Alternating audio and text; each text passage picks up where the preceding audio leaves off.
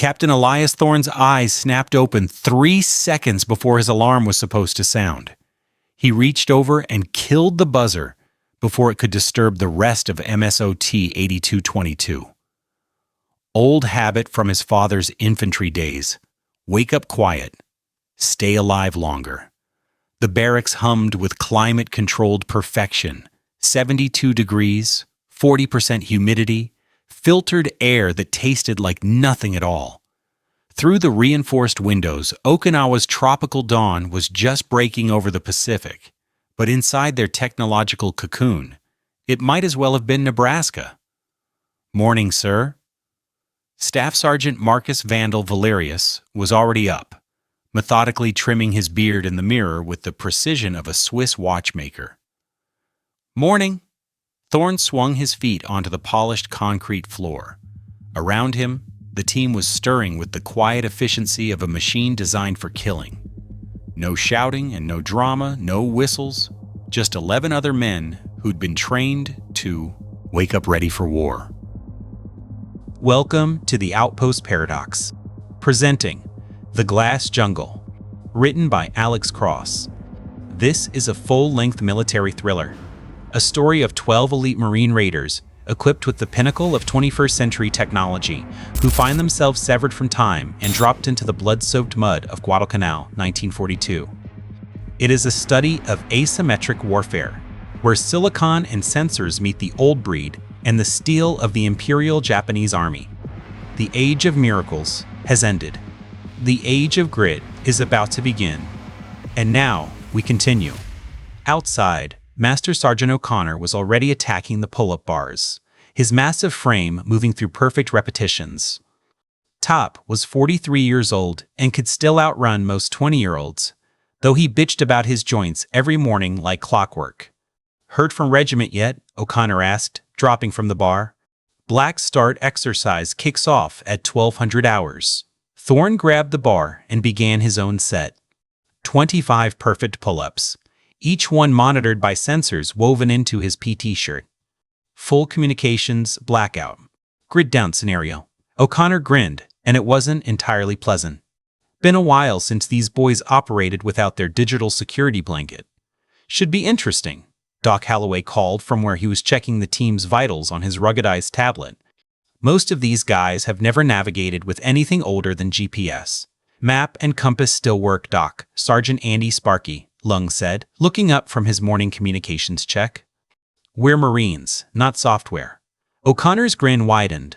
We'll see about that, Sparky. 30 minutes later, Thorne stood in the communications center watching Sparky conduct his morning ritual. The young sergeant sat surrounded by screens, keyboards, and radio equipment that hummed with barely contained energy.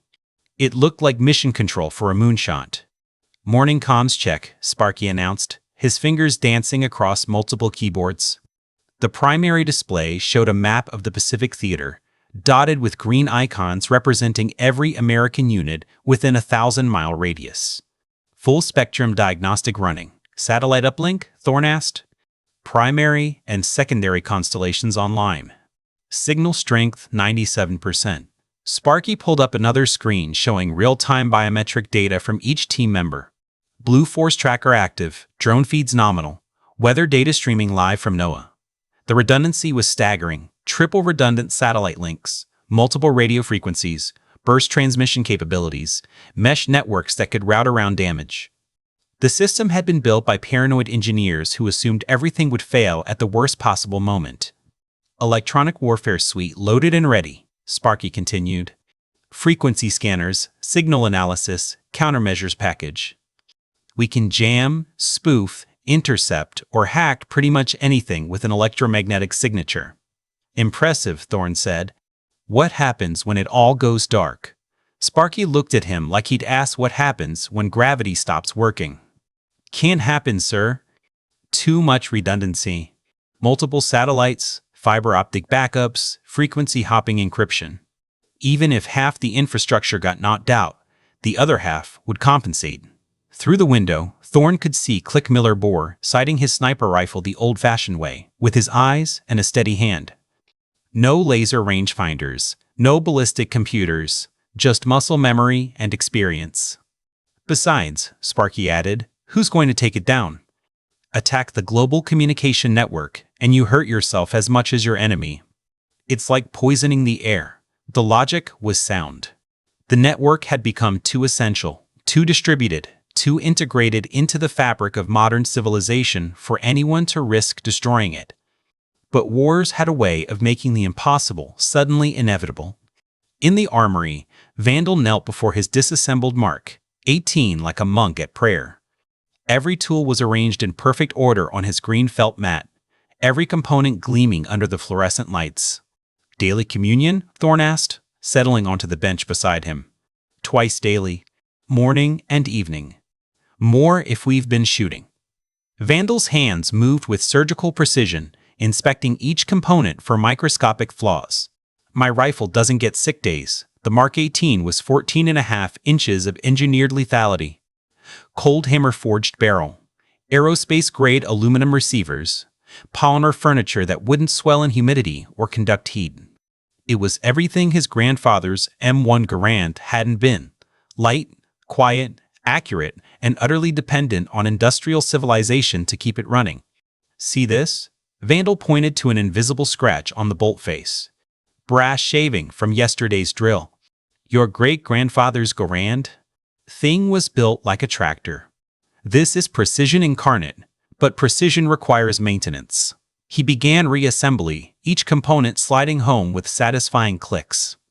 The EOTech holographic sight mounted on the rail with mechanical authority, its green reticle appearing like magic in the sight window. The PEQ-15 laser device painted an invisible infrared beam that only showed up through night vision. Unfair advantage, Vandal said, screwing the suppressor onto the barrel's threaded muzzle. 7 inches of titanium baffles. Reduces signature by 35 decibels. Eliminates flash. Actually improves accuracy. Marines during World War II? You could hear their rifles from 2 miles away. This thing? He tapped the suppressor. 10 feet away and you'd never know someone was shooting. Thorn watched as Vandal added the final accessories. A vertical foregrip for better weapon control, a tactical light that could blind an enemy at 100 yards, a backup iron sight that would work even if all the electronics failed. The finished product weighed less than 7 pounds, but represented maybe $20,000 of research and development. My grandfather stormed Tarawa with an M1, a bayonet, and 8-round clips, Vandal said quietly. No optics, no suppressor, no night vision. Just iron sights and guts. They took the island anyway. Different war, Thorn offered.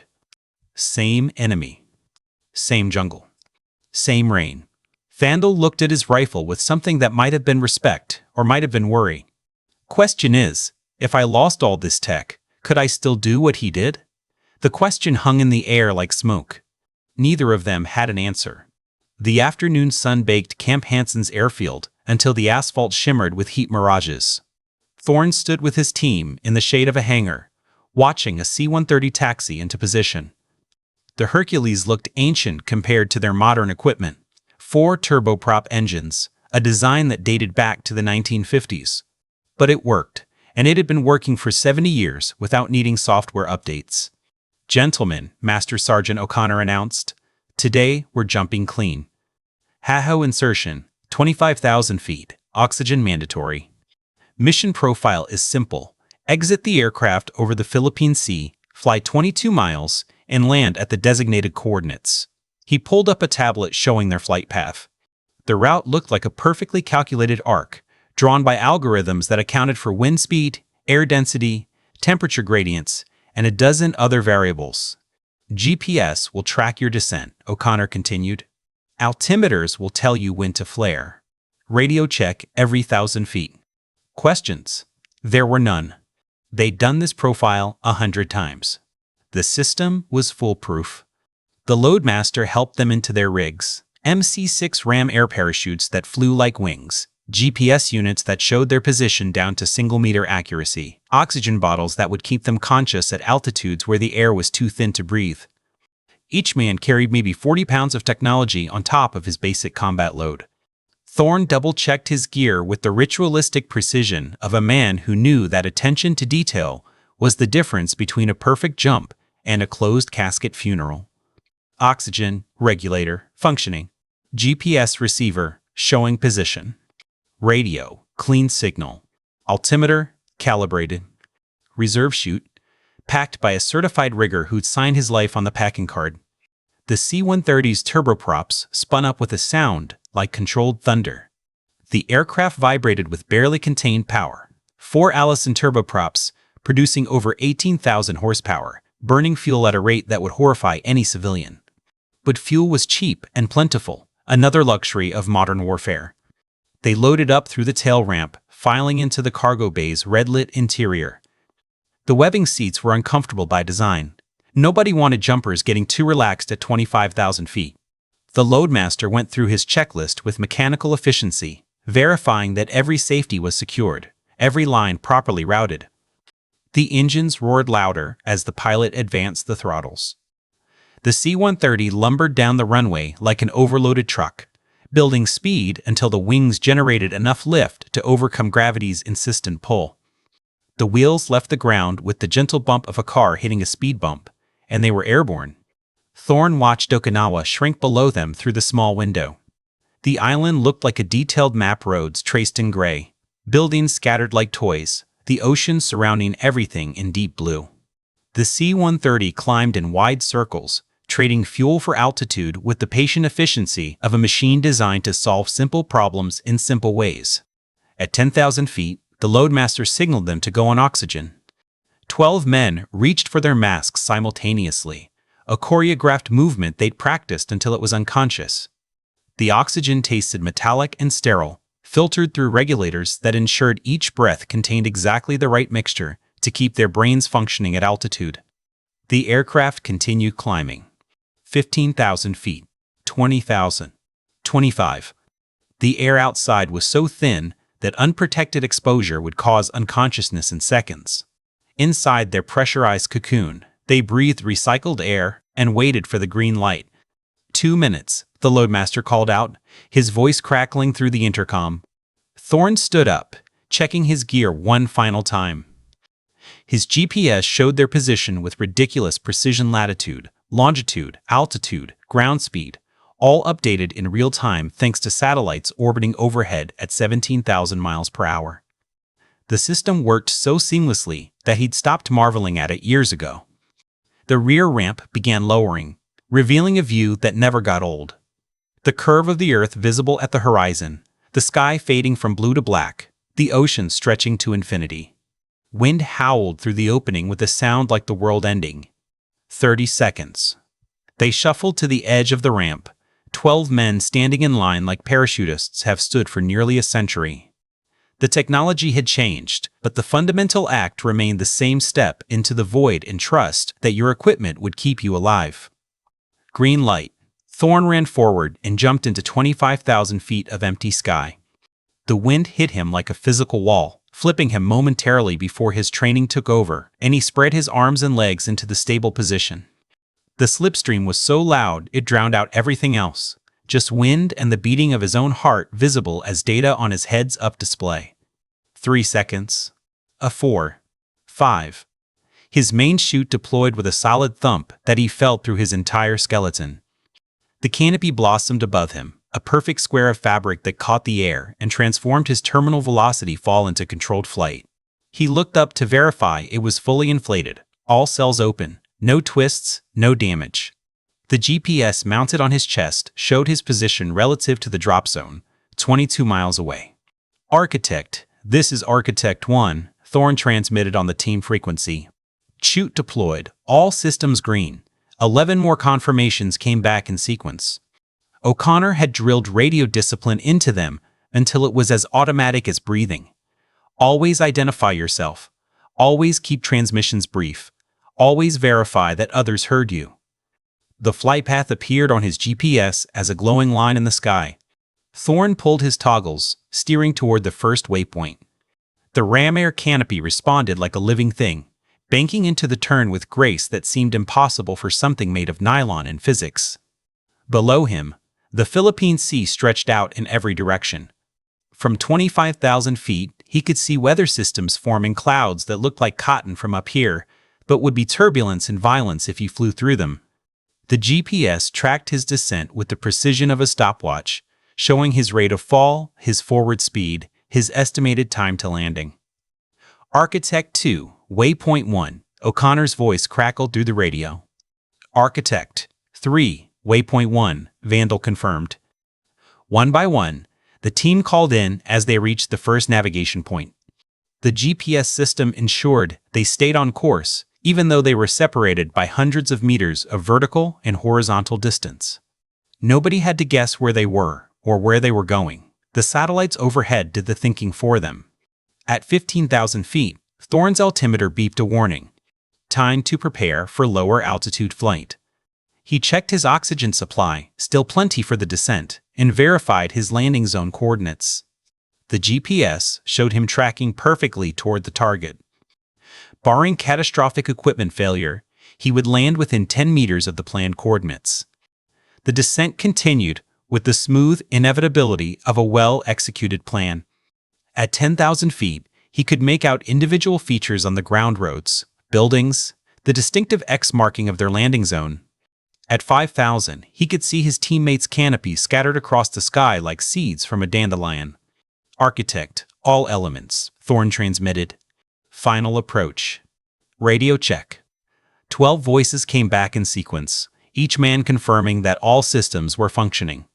This was muscle memory now checks that happened automatically, systems that worked so reliably that failure seemed like a theoretical possibility rather than a real danger. At 2,000 feet, Thorne saw Click Miller make his final approach. The sniper's canopy flared perfectly 20 feet above the ground, bleeding off forward speed until he touched down with the gentle precision of a bird landing on a branch. 3 steps to bleed off the last of his momentum, and he was down. One by one, the team landed. Each touchdown was textbook perfect. Flare, stall, land, collapse the canopy. They hit the X within a 30-meter circle, close enough that they could have held a conversation without radios. Thorne landed last, his boots touching dirt exactly where the GPS said they would. He pulled his canopy down, collapsed the fabric with practiced efficiency, and felt the satisfaction of another perfect jump added to the logbook. Architect? Top, O'Connor transmitted. All jumpers up. Men and equipment, 100%. End of exercise. They'd done exactly what they'd set out to do, with the same routine efficiency as brushing their teeth. 22 miles from 25,000 feet. All systems functioning. All personnel accounted for. Just another day at the office for the best equipped, best trained special operations force in human history. The dining facility's air conditioning hit like a physical force after 2 hours in the humid Okinawan afternoon. Thorne felt the sweat on his back flash, cool, felt his core temperature start dropping back toward normal. The HVAC system was calibrated to maintain 72 degrees and 45% humidity regardless of outside conditions, a small luxury that made tropical deployments bearable. God bless whoever invented central air, Vandal muttered, heading straight for the beverage coolers. The coolers hummed with industrial efficiency, maintaining precise temperatures, water at 38 degrees, energy drinks at 35, soda at 40. Vandal pulled out a can of Rip It and held it against his forehead for a moment, savoring the cold. Condensation formed instantly on the aluminum, beating up and running down in rivulets that caught the LED lighting. The dining facility was a marvel of logistics and temperature control. Hot food stayed hot in warming trays maintained at 165 degrees. Cold food stayed cold in refrigerated display cases. The salad bar offered produce flown in from California that morning. Crisp lettuce, ripe tomatoes, luxuries that vanished the moment boots hit dirt. Anyone check the Wi-Fi? Doc asked, pulling out his phone. The screen lit up immediately, showing full bars of 5G coverage. 42 megabits down, 12 up. Decent. Decent? O'Connor looked at him with the expression of a man who remembered when Wi-Fi didn't exist. Doc, 15 years ago, we were sharing a single satellite phone between a whole platoon. Now you're complaining that you can only download a full-length movie in 30 seconds. Times change, Top. Standards evolve. Standards erode is what they do. But O'Connor was smiling as he said it. He grabbed his own Rip It, popped the tab with the satisfying hiss of escaping pressure, and took a long drink. The energy drink was cold enough to make his teeth ache, a sensation that felt like pure civilization after the jump. They loaded their trays with fuel calculated by algorithms: lean protein to repair muscle tissue stressed by the jump, complex carbohydrates to replenish glycogen stores, micronutrients to support immune function. The food was boring but optimized. Chicken breast that had been raised on carefully formulated feed. Brown rice that had been stored in climate-controlled warehouses. Vegetables that had been genetically selected for nutritional density. "I'm telling you," Sparky said, scrolling through his phone while eating, "my kid's baseball game last night was sick. 3 RBIs. Kid's got a future." He turned the phone around to show video footage that had traveled 6,000 miles through space, bouncing from cell tower to satellite to server farm, to another satellite to another cell tower, all in the fraction of a second it took for him to hit play. The video was HD quality, the audio crystal clear, and the whole thing worked so seamlessly that Sparky didn't even marvel at the miracle of it. "Good kid," Vandal agreed. "Mine's getting into robotics. Built a little drone that follows him around the backyard." "How old is he?" Nine, and he's building drones." "We're getting old, Vandal." Around them, the dining facility hummed with similar conversations. Marines who'd just completed a technically perfect airborne insertion discussing their children's hobbies, comparing smartphone specs, complaining about the minor inconveniences of modern military life. The AC was too cold. The Wi-Fi was too slow. The food was too bland. These were warriors who had jumped from 25,000 feet, guided by satellites, communicating with radios that couldn't be jammed, landing with precision measured in single-digit meters. "Colonel wants us back at 1800 hours for the debrief," Thorne announced, checking his smartwatch. The Garmin showed his recovery metrics: heart rate back to 54, heart rate variability optimal, stress levels minimal. The jump had been so routine that his body barely registered it as exercise. "What's to debrief?" Click asked. "We jumped, we flew, we landed. All systems functioned as designed. Mission complete." That's exactly what he'll want us to document. What worked, what could be improved, what lessons we learned. Thorne smiled slightly. The answer to all three being nothing, nothing, and nothing. They'd been the beneficiaries of institutional knowledge accumulated over decades. Every piece of equipment had been refined through thousands of jumps. Every procedure had been tested and retested. Every system had redundant backups and failure modes that had been analyzed by engineers whose job was to imagine catastrophic failures and prevent them. The network took care of them. The satellites knew where they were. The radios kept them connected. The logistics system ensured they had cold drinks and hot food waiting when they returned. The medical infrastructure stood ready to handle injuries that wouldn't happen because the equipment was too reliable. This was the pinnacle of human military capability. This was what winning looked like, so boringly competent that success felt inevitable. 3 days, O'Connor said, reading something on his phone. His expression had shifted from relaxed to interested. "We've got another jump scheduled. Same profile, but we're carrying classified cargo." "What kind of cargo?" Sparky asked. "DARPA prototype. Quantum something or other." O'Connor scrolled through the brief. "Says here it's sensitive to electromagnetic interference. We'll be running a black start simulation. No GPS, no SATCOMs." The table went quiet for a moment. A black start scenario meant operating without the digital infrastructure they just relied on so completely. Map and compass navigation. Visual signals. Analog communication methods. "Should be interesting," Vandal said, but his voice lacked conviction. "It'll be fine," Doc assured them. "We've trained for this. Map and compass work just like GPS, just slower. Radios work without satellites. We've got the skills." "Sure we do," O'Connor agreed. "Question is whether we remember them when we need them." The concern passed.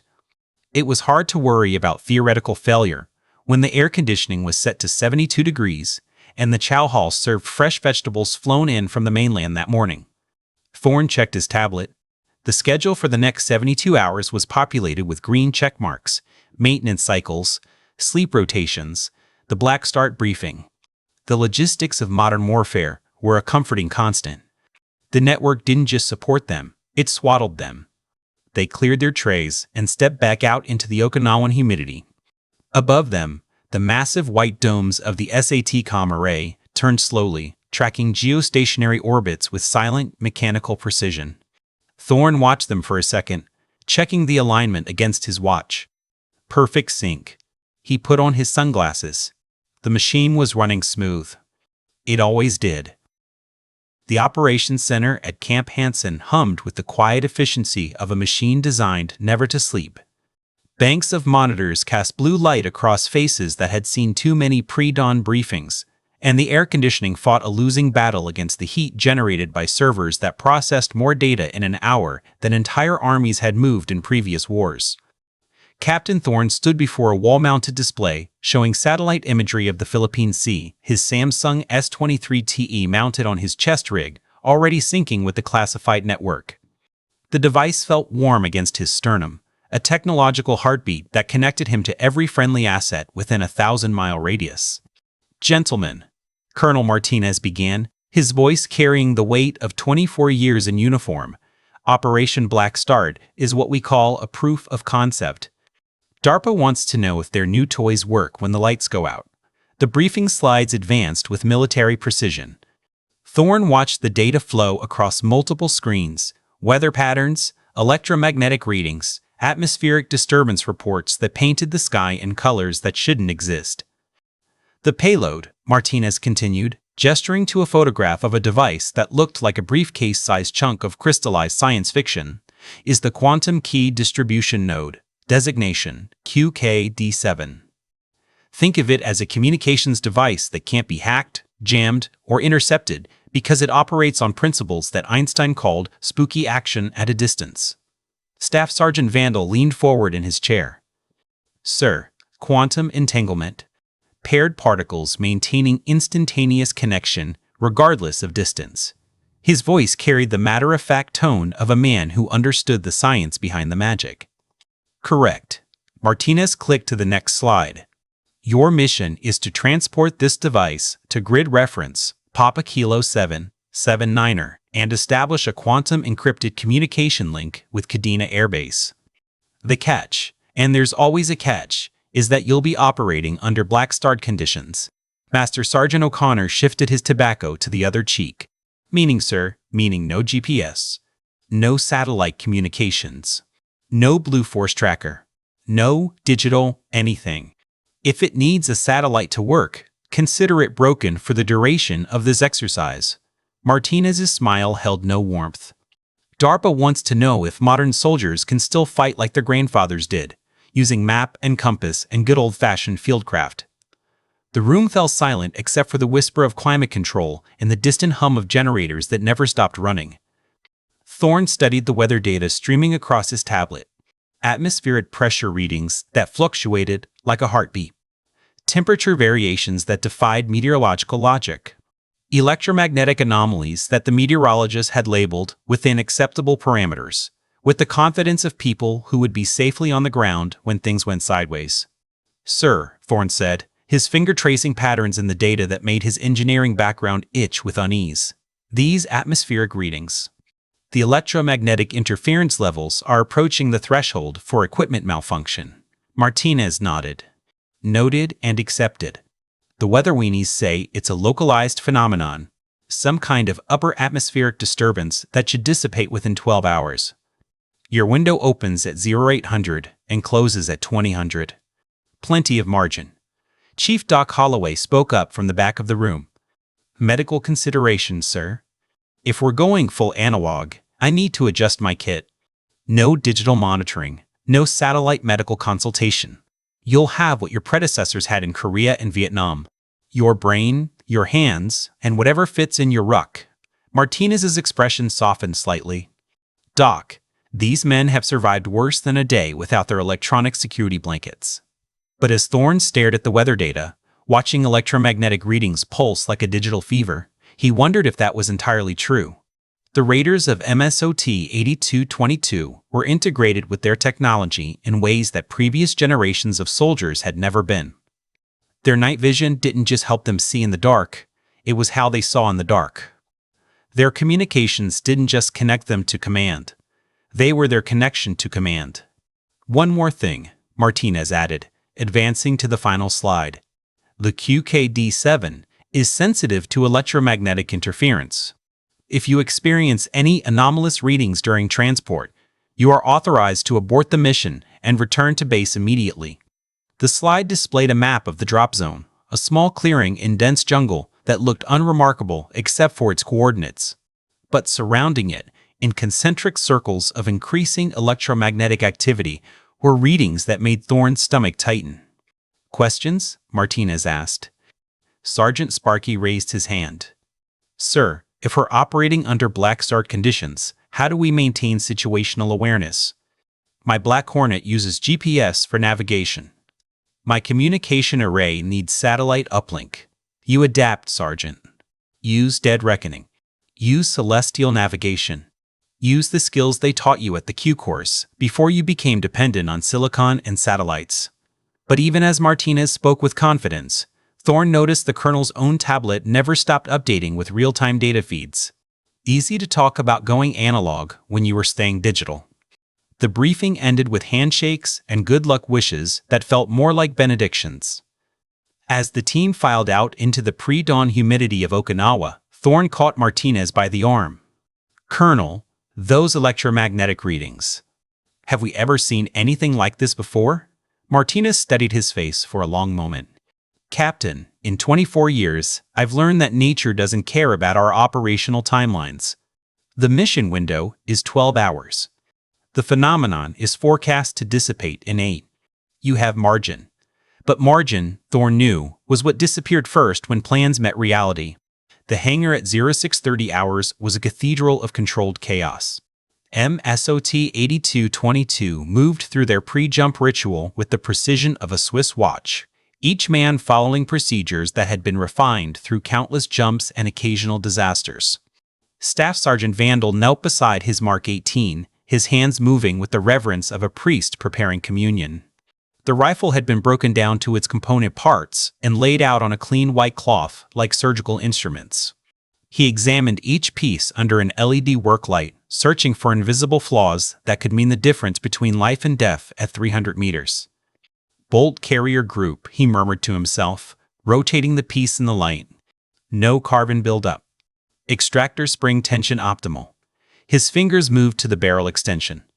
"Chamber erosion minimal. Bore pristine." The ritual wasn't about cleanliness, it was about trust. When you pulled the trigger, the weapon had to respond with mathematical certainty. No hesitation. No malfunction. Just controlled violence delivered precisely where intended. Across the hangar, Sergeant Sparky conducted his own communion with technology. The Black Hornet Nano UAV sat in its charging case, rotors folded like the wings of a mechanical insect. At 27 grams, it was smaller than some ammunition rounds, but it carried sensors that could see through darkness and identify targets at ranges that would have seemed magical to soldiers of previous generations. "Battery at 100%, Sparky announced, to no one in particular. "All systems nominal. GPS acquisition," he paused, frowning at the display. "GPS showing degraded signal quality." Thorne looked up from his own equipment check. "Atmospheric interference." Briefing covered it. But Sparky's frown deepened as he cycled through diagnostic screens. "Sir, I'm seeing intermittent signal loss. Not degradation. Complete dropout for 2 to 3 seconds at a time. Duration? Irregular. Sometimes every 30 seconds, sometimes every 5 minutes." Sparky's fingers danced across the control interface. "It's like something is actively jamming us, then stopping, then starting again." Chief Doc Holloway worked at the medical station he'd established on a folding table, inventory sheets spread beside vials of medication and sterile packaging. His approach was pure science. Everything measured, cataloged, and verified. Morphine, auto-injectors, 12 each. Hemostatic gauze, 24 units. Decompression needles, 6. Combat pill pack, dextroamphetamine, ibuprofen, antidiarrheal. His hands moved with mechanical precision. Coagulation factor, freeze-dried plasma, whole blood substitute. But Doc was also packing items that weren't in any manual. A bottle of 100 mg doxycycline antibiotics, broad spectrum enough to handle infections that field conditions might produce. IV bags filled with electrolyte solutions that could rehydrate a man faster than any canteen. Pain medications strong enough to keep someone fighting with wounds that should have put them down. "Doc," called Sergeant Stitch Gomez from across the hangar, "you bringing the ultrasound?" Holloway held up his iPhone with the Butterfly IQ Plus attachment. "Ultrasound, ECG, pulse oximetry. Everything we need to practice medicine in the field." He paused. "Assuming we have network connectivity for consultation. And if we don't." Doc's expression didn't change. "Then we practice medicine the way they did it before smartphones. With our hands and our training and whatever prayers we remember." Master Sergeant O'Connor approached the heavy weapon station carrying the Mark 48 Mod 1 machine gun like other men carried briefcases. The weapon system weighed 24 pounds unloaded, but in Top's hands it looked weightless.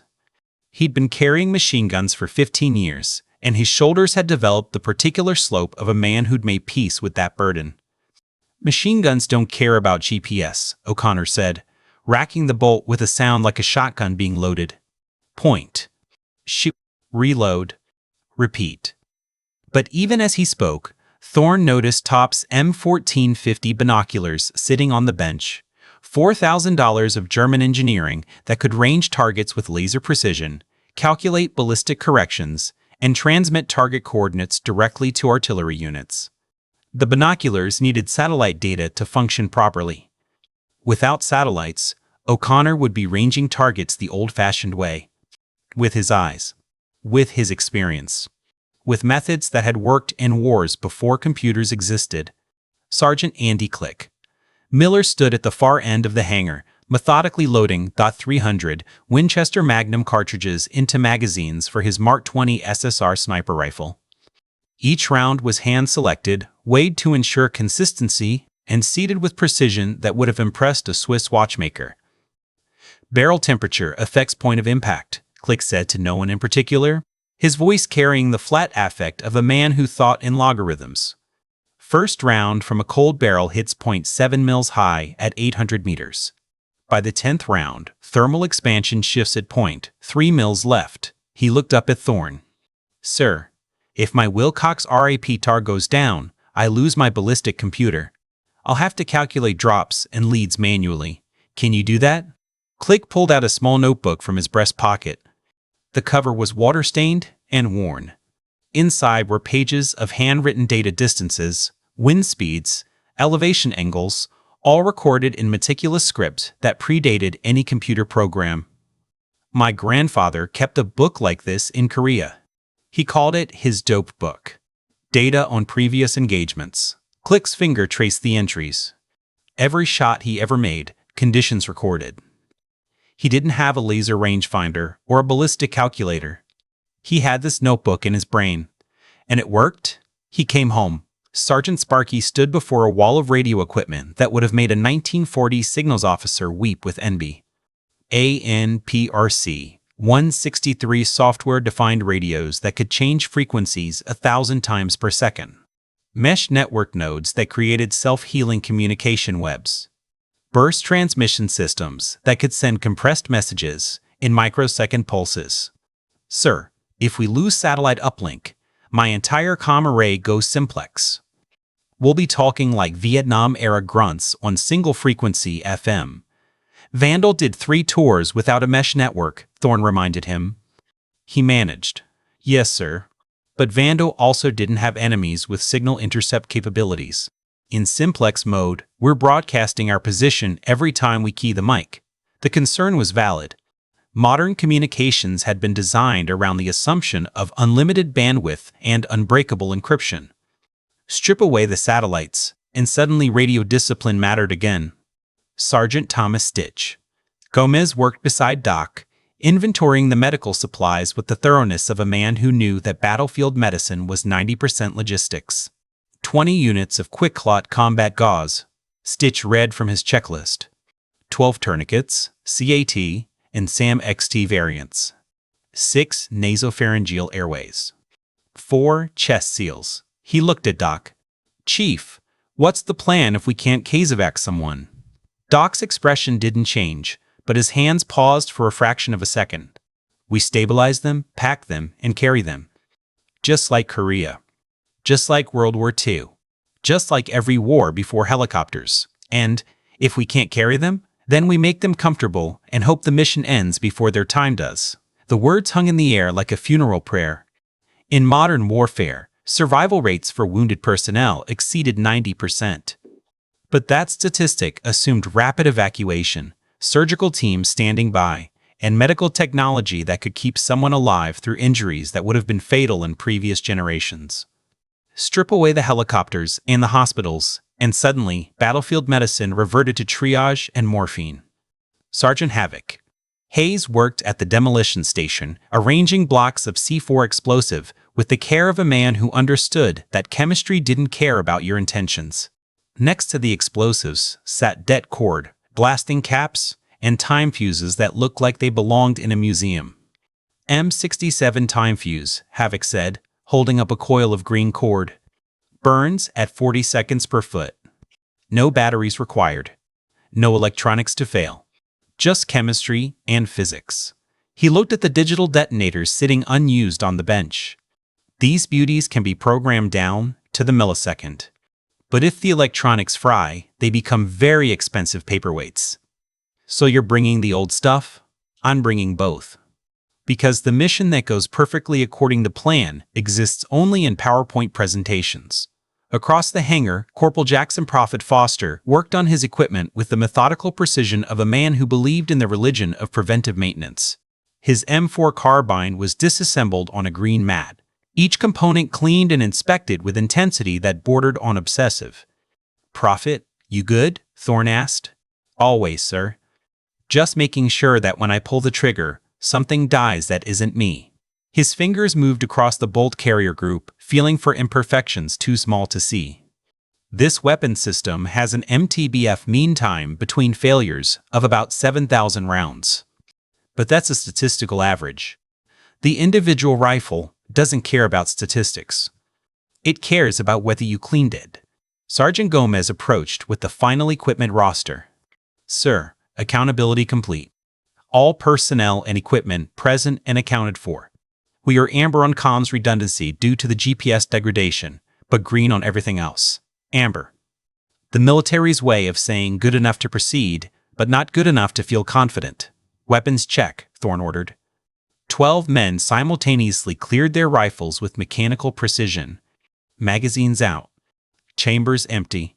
Bolts locked back. Visual inspection. Dry fire to confirm mechanical function. Reload. Chamber around. Safety on. The symphony of clicking metal was oddly comforting, a sound that hadn't changed since the first soldier loaded the first rifle. QKD-7 status. Sparky checked the case containing the quantum device. Sealed and secure. Internal sensors show normal operation. External sensors are inconclusive. Define inconclusive. "Sir, the device is supposed to have an electromagnetic signature. It's quantum, but it still generates heat and uses power. Right now, my sensors can't detect it. It's like the case is empty." Thorne felt a cold finger trace his spine. "Open the case." Sparky hesitated, then keyed in the access code. The case hissed as the pressure seals released. Inside, nestled in foam, was the QKD-7. It looked normal. A briefcase-sized assembly of crystalline matrices and fiber optic cables that glowed with faint blue light. "Looks operational to me," Vandal offered.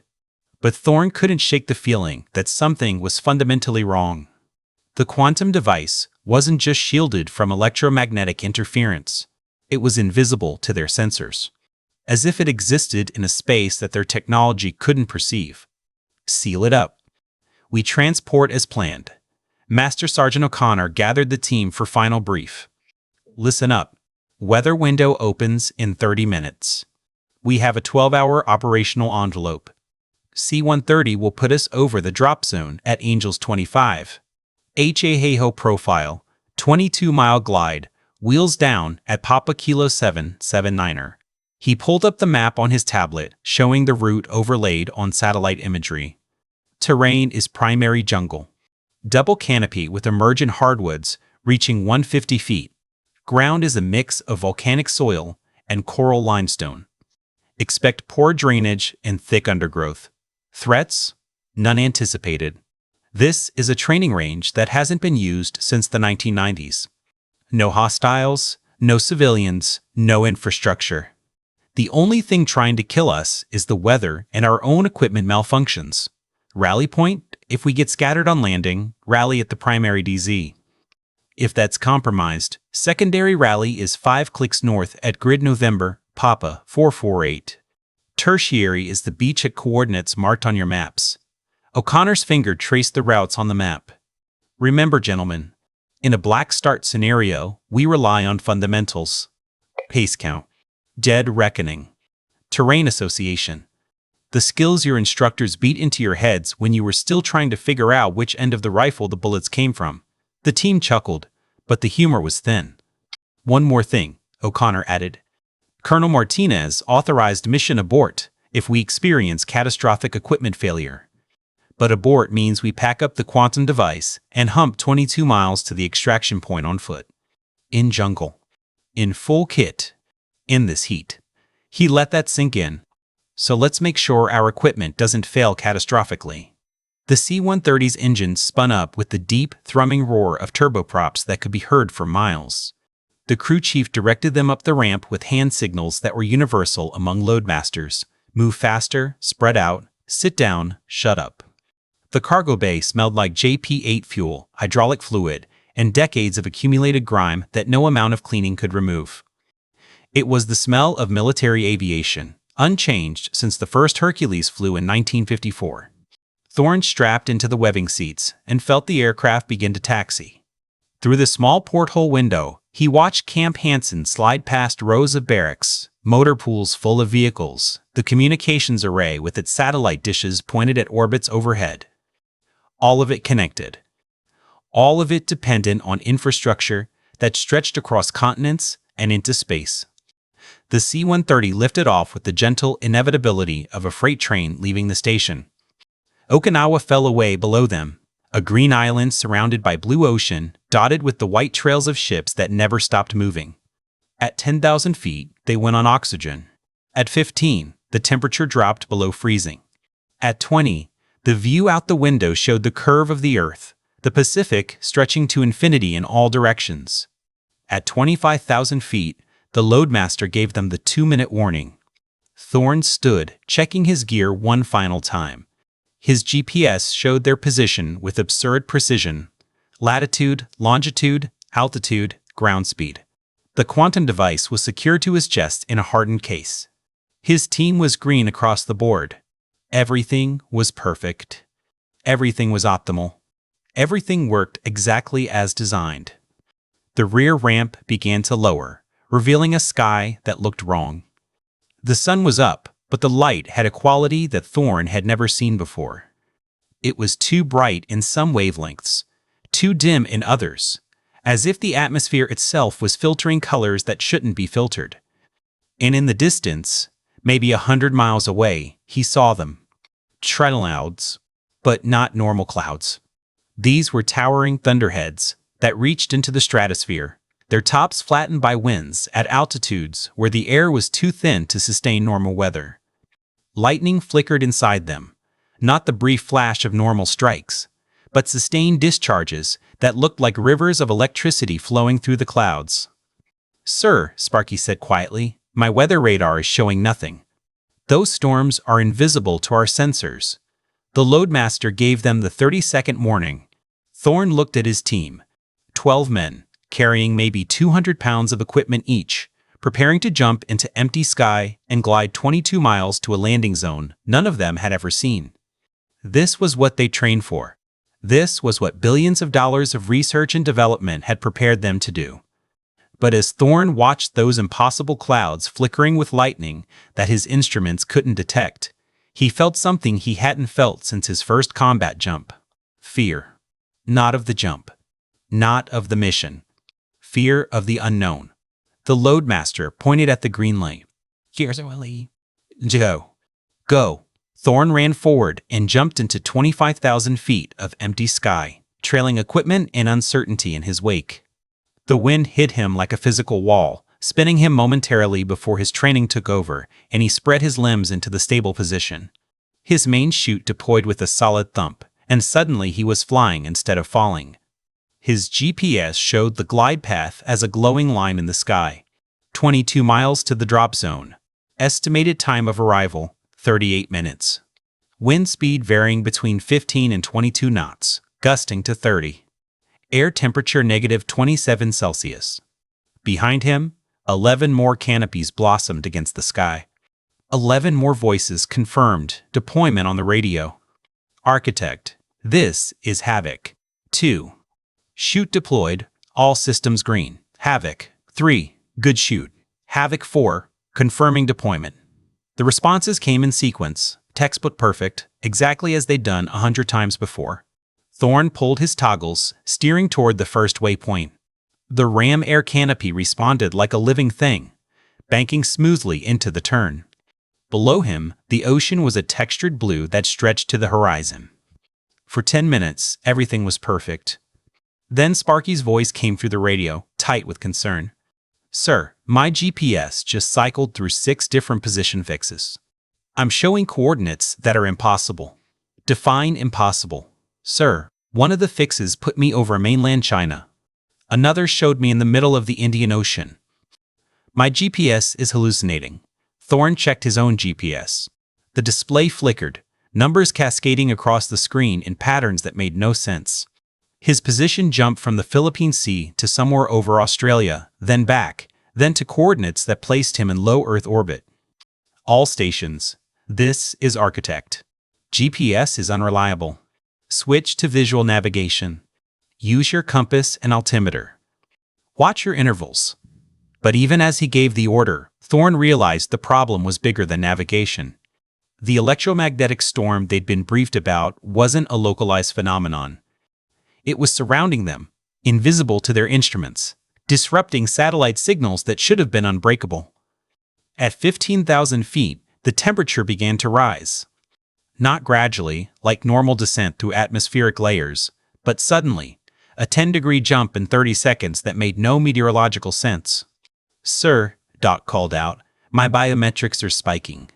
I'm showing elevated heart rates across the entire team. Adrenaline response to equipment malfunction? Negative. These aren't stress responses. These are environmental responses. Something in the air is affecting our physiology." Thorn felt it too. A tingling in his extremities. A pressure behind his eyes. A taste like copper on his tongue. The air itself felt wrong. At 10,000 feet, he looked to his right and saw Vandal's canopy. The sergeant wasn't gliding smoothly. He was fighting the air. A violent downdraft, a microburst caused by the temperature differential, grabbed Vandal's chute. The canopy buckled, the leading edge folding under at 500 feet per second. "Turbulence," Vandal yelled, fighting the risers as the air collapsed around him. "Architect, this is Vandal. My GPS is showing an EPE of 12 kilometers. No satellite acquisition. I am effectively blind. 12 kilometers. In modern warfare, accuracy was measured in meters. A 12-kilometer margin of error wasn't a navigational drift. It was a different map sheet. It turned a surgical extraction into a search and rescue operation across hostile terrain. Master Sergeant O'Connor didn't glide. He crashed. Carrying the Mark 48 machine gun and 600 rounds of linked ammunition, he punched through the upper canopy like a falling anvil. Branches snapped with the sharp crack of pistol fire as he plummeted through the tiers of foliage. His rucksack hit the jungle floor first, absorbing the kinetic shock. O'Connor followed a split second later, executing a PLF parachute landing fall that buried him waist-deep in a layer of ancient, rotting vegetation. The soil was loose, composed of centuries of decayed biomass that swallowed his boots. O'Connor didn't pause to analyze the dirt. He punched the Capewell release covers on his chest, blowing the canopy cutaway. The harness fell loose. In one fluid motion, he pulled the Mark 48 from its drop case, racked the charging handle, and swept the barrel across the green twilight of the jungle floor. Only after he had established a sector of fire did he key his mic. Havoc 4 is boots on ground, O'Connor whispered, his voice steady. Transitioning to accountability. Havoc 1 to all stations. Sound off. The responses came back, but they were stepping on each other. The mesh network, which should have automatically managed the frequencies, was failing to handshake. The radios were reverting to simplex, analog transmission. Sparky, get eyes up, Thorne ordered. Sergeant Sparky deployed the PD-100 Black Hornet. He tossed the nano drone into the air, expecting the familiar hum of its rotors as it stabilized. Instead, the drone entered a violent toilet bowl oscillation. The magnetic interference in the jungle was so intense that the drone's internal compass couldn't find north. It spun in widening circles, fighting its own gyros, until it clipped a fern and tumbled into the undergrowth. Mag sensors are washed out, Sparky cursed, retrieving the device. I can't get a flight lock. Doc Holloway was having similar problems. He looked at his tablet, monitoring the team's biometrics. The screen was a mess of signal artifacts.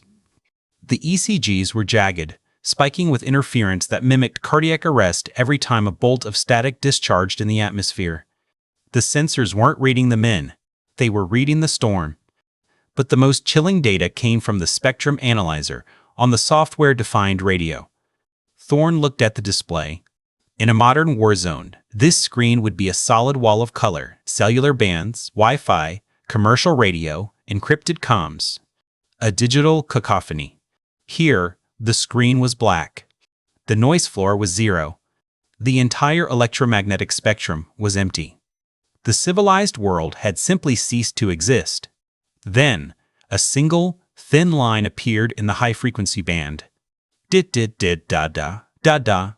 It wasn't digital burst transmission. It was CW continuous wave, Morse code. The signal was erratic, the spacing uneven. It was being sent by a human hand, tapping on a manual key. Thorne signaled for a rally point. The team collapsed into a tight 360-degree perimeter, their weapons oriented outward. Thorne scanned the terrain. It wasn't just dense. It was primary growth. These weren't the secondary forests of a training range.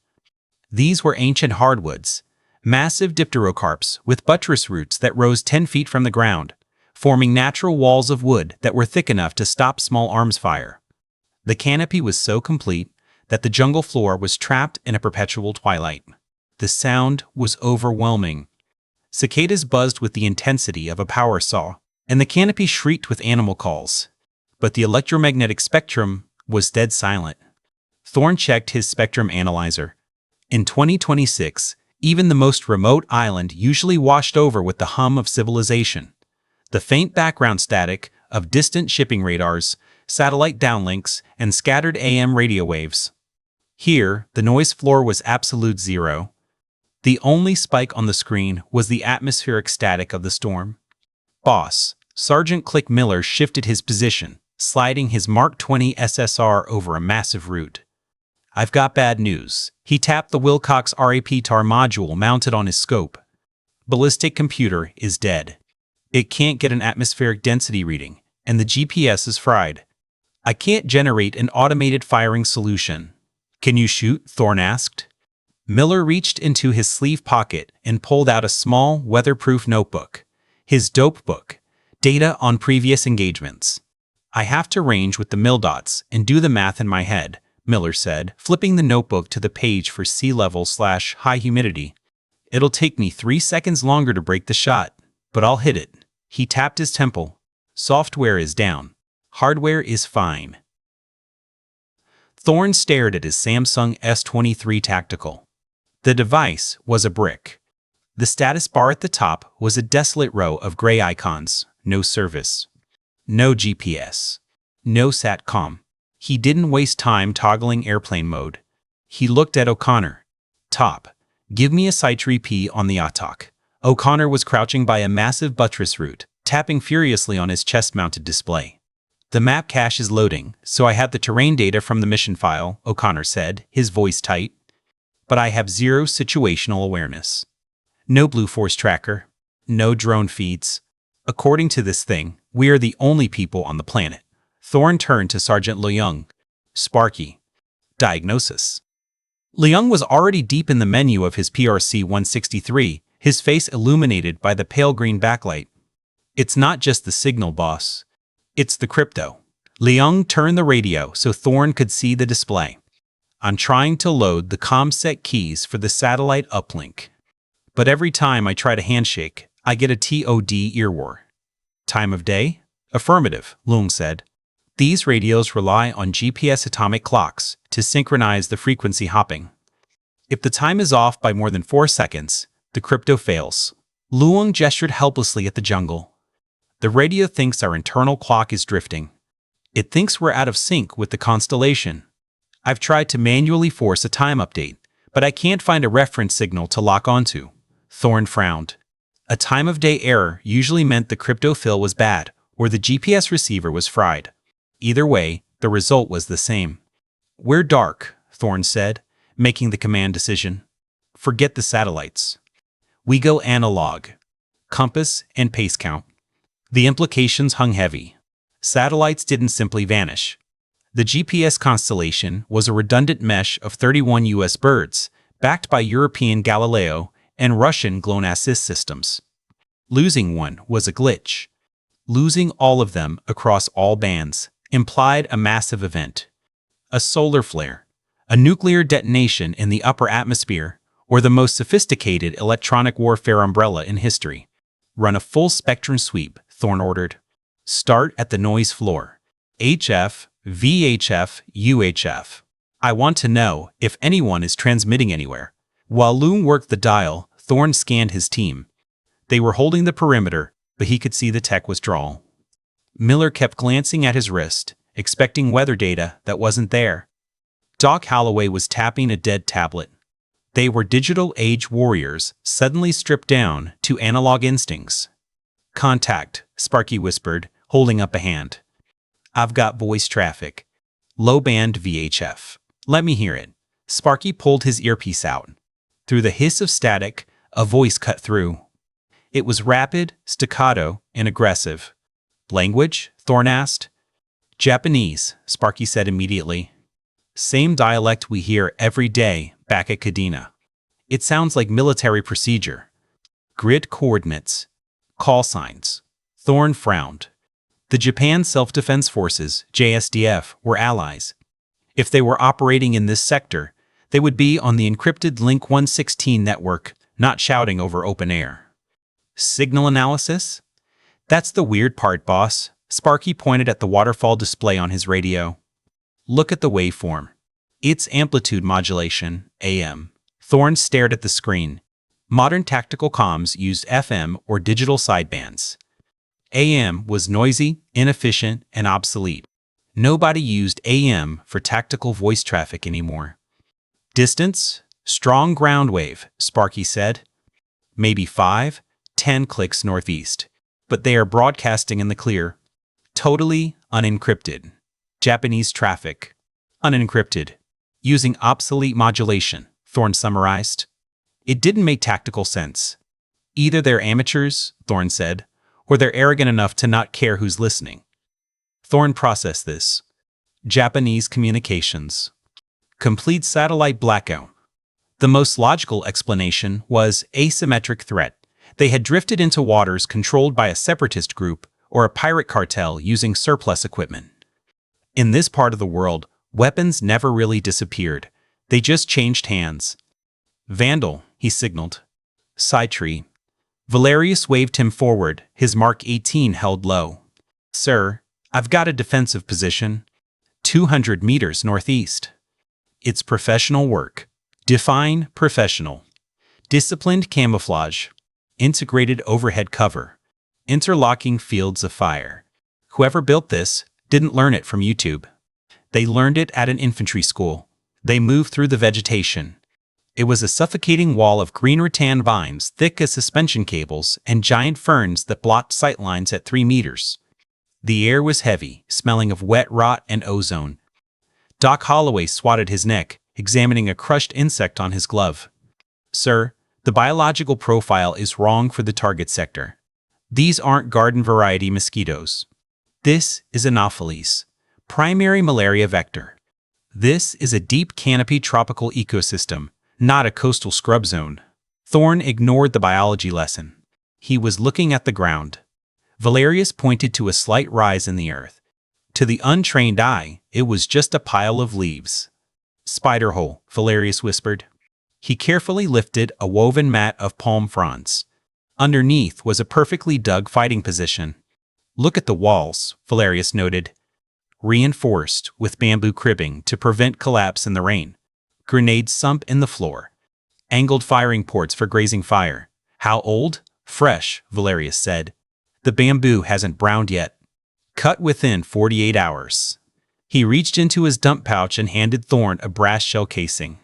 Thorne examined it. It felt small in his hand, lighter than a 7.62 millimeter casing. He rubbed his thumb over the base. It wasn't smooth like a modern round. It had a distinct ridge.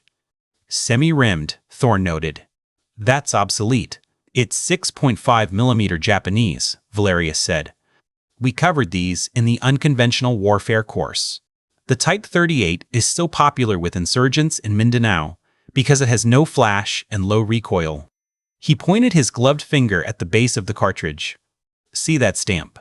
It looks like a clover or 4 stacked cannonballs. That's the Kokura arsenal mark. I know that logo. Thorne frowned. Insurgents digging up old caches? That's what I assumed, Valerius said. But look at the primer. Valerius shone his red lens tactical light on the base of the casing. The primer sealant is bright crimson, Valerius said grimly. Lacquer dries out and cracks after a few decades. It turns brown. This is bright red. And the brass? It smells like fresh cordite, not old rot. He looked at Thorne. Sir, this isn't an 80-year-old round dug out of a cave. This was manufactured recently. To military specs. By an arsenal that hasn't existed since 1945. Thorne handed the casing back. A fresh round.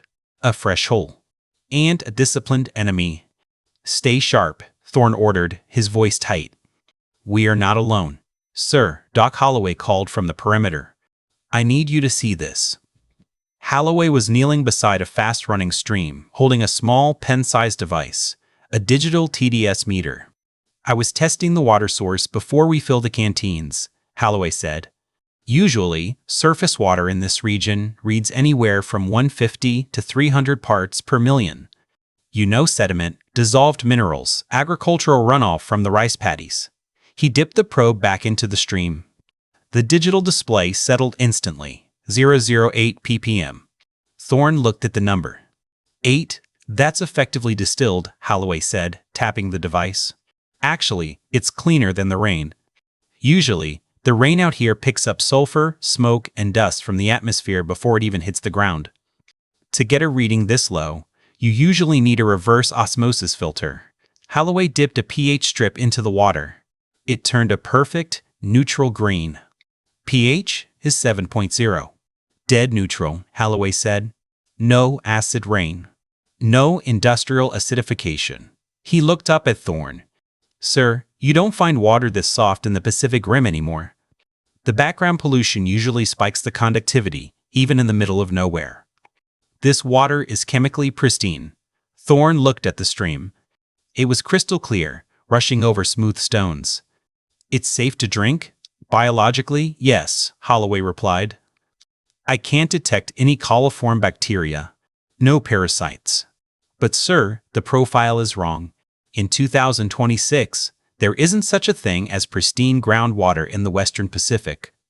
This water is reading like it's coming out of a wilderness aquifer from before the Industrial Revolution. Thorne made the call. Fill the canteens. But everyone runs purification tabs anyway. I'm not risking dysentery over a pH strip. Copy that, boss, Holloway said. But as he stood, he glanced back at the stream. Sir, one more thing. If this region's been abandoned for 80 years, you'd see evidence of overgrowth, toppled structures, rusted metal. But look around. He gestured at the jungle. These trees are old growth. This canopy hasn't been disturbed by logging or clear-cutting. This place wasn't abandoned. It's like it was never touched. Thorn didn't respond. He was staring at the vine-wrapped trunk of a massive dipterocarp. The tree was huge, maybe 20 feet in circumference, its roots spreading like the walls of a bunker. He reached out and touched the bark. It was rough, ancient, covered in moss that felt centuries old. But at the base of the tree, carved into the bark, was a symbol. It was weathered, faded, but still visible, a 5-pointed star inside a circle. "Vandal," Thorn called softly. "What is this?" Valerius moved over, examined the carving. "It's a trail marker," Valerius said. "Japanese ground forces used to carve these into trees to mark pathways. This one looks like it was used for orientation. The star points north." "How old?" Valerius ran his fingers over the carving. "The cut is deep, clean, but the sap has sealed it. I'd say it's been here for decades." He paused. "Sir, if this marker is authentic, it means Japanese forces were operating in this area long-term, not just passing through. They were living here." Thorn looked around. The jungle was silent except for the sound of water and the distant buzz of insects. But now, with fresh eyes, he saw them, faint traces of human activity. A depression in the ground that could have been a trench. A mound of earth that might have been a bunker. The jungle had reclaimed it all, but the bones of a military presence remained. "We're walking through a ghost base," Thorn said quietly. "Or a graveyard," O'Connor added from behind them. The team moved out, slipping into the Ranger file formation, spaced out, weapons outboard, eyes scanning the canopy. Valerius took point, slicing through the vegetation with a machete only when necessary. The jungle pressed in on them. This was primeval. The humidity was a physical weight, sticking their uniforms to their skin within minutes.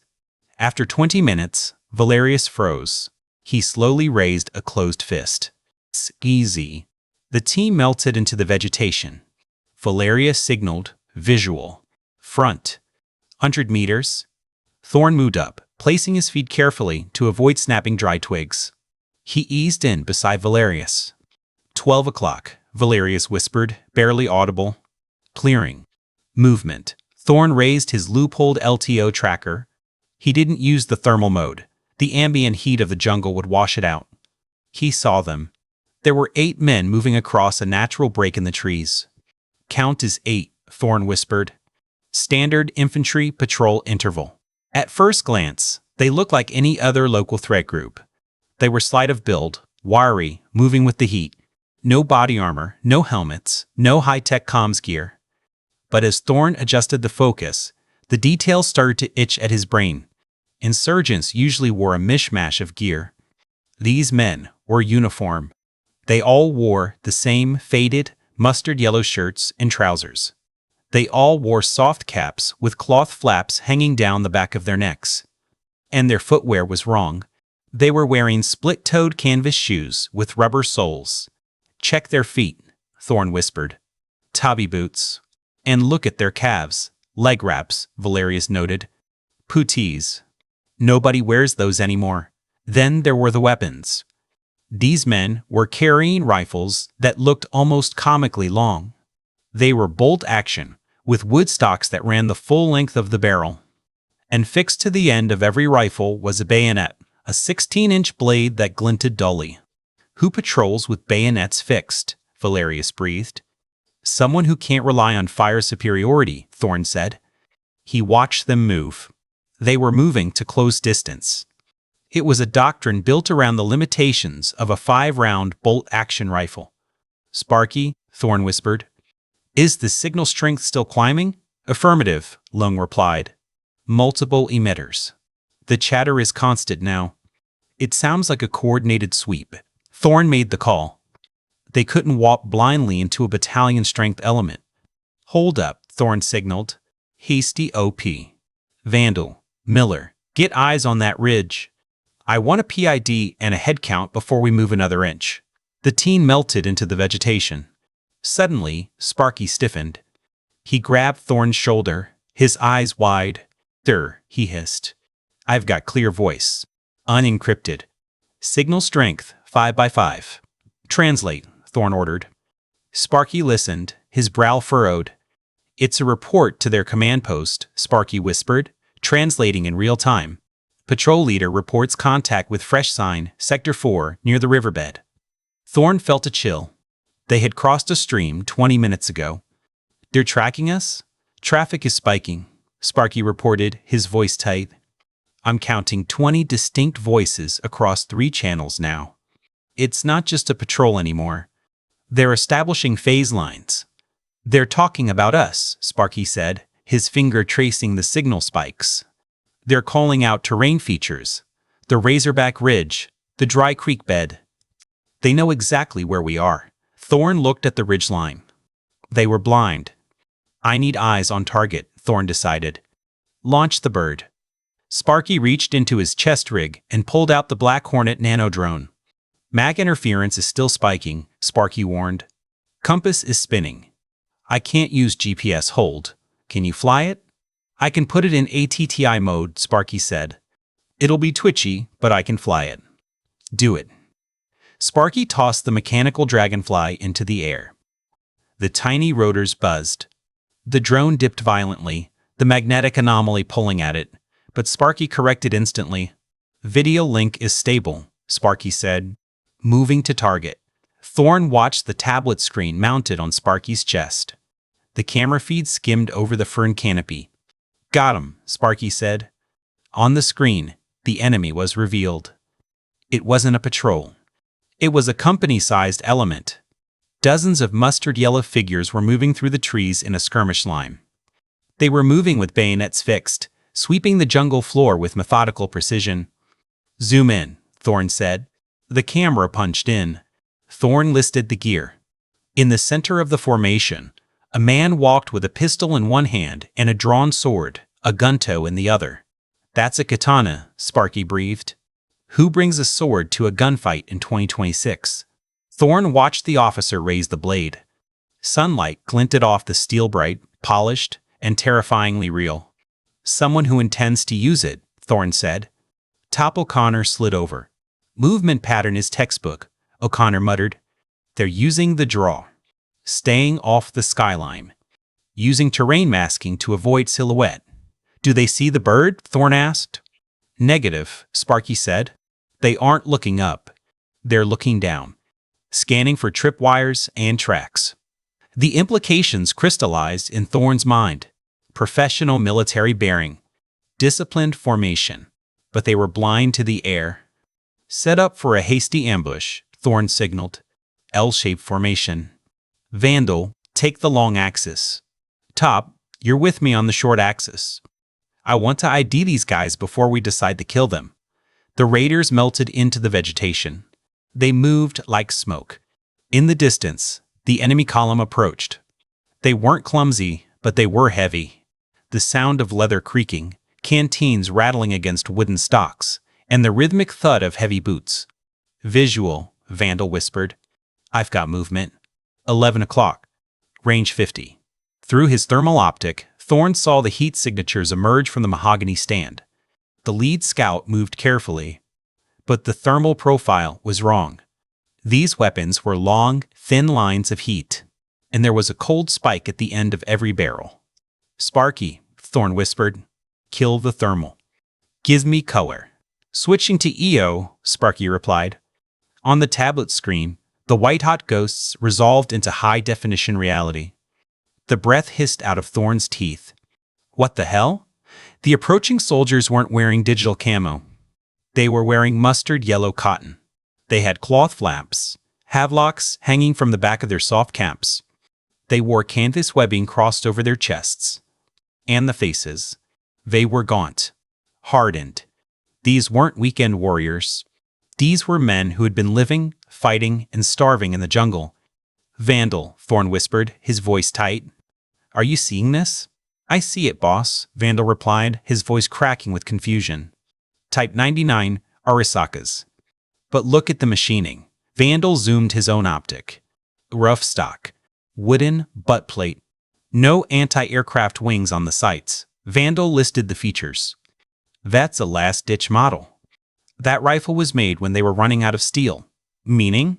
Meaning that is late war production, Vandal said. 1944 or 45.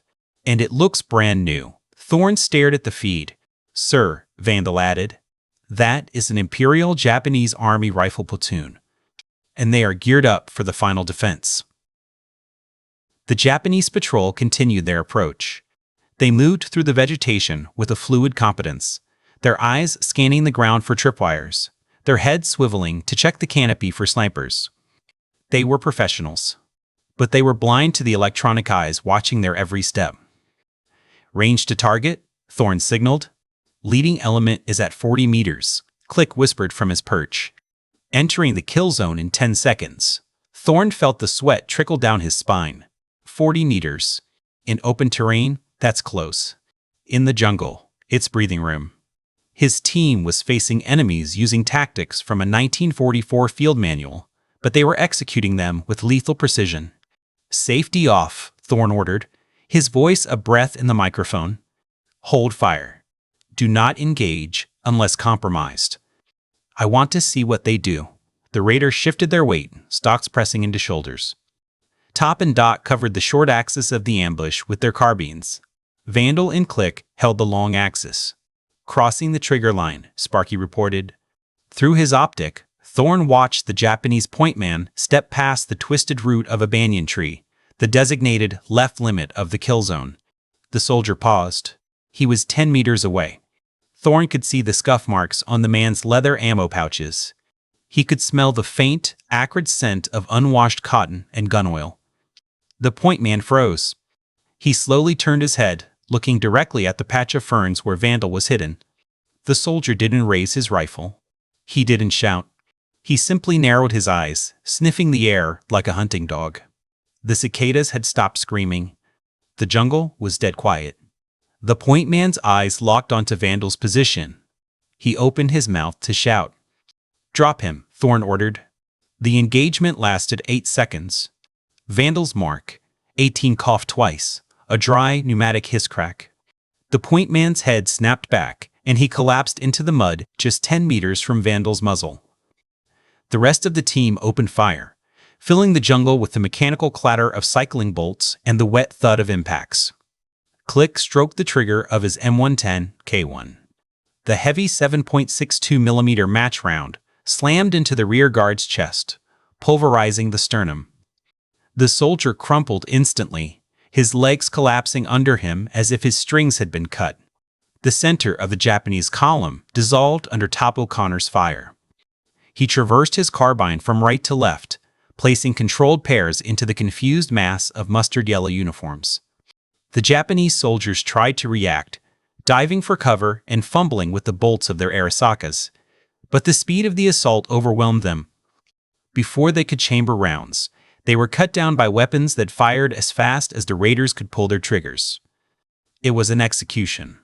The last Japanese soldier, a corporal shouting orders that nobody would ever hear, took a round to the chest and slumped against the mahogany tree. Cease fire, Thorne said, his voice cutting through the ringing silence. Thorne scanned the kill zone, finding only piles of motionless bodies scattered among the ferns. Status, clear right, Top reported. Clear left, Vandal said. Thorne looked at the bodies. 24 men, eliminated in the time it took to draw a breath, their safety latches still engaged.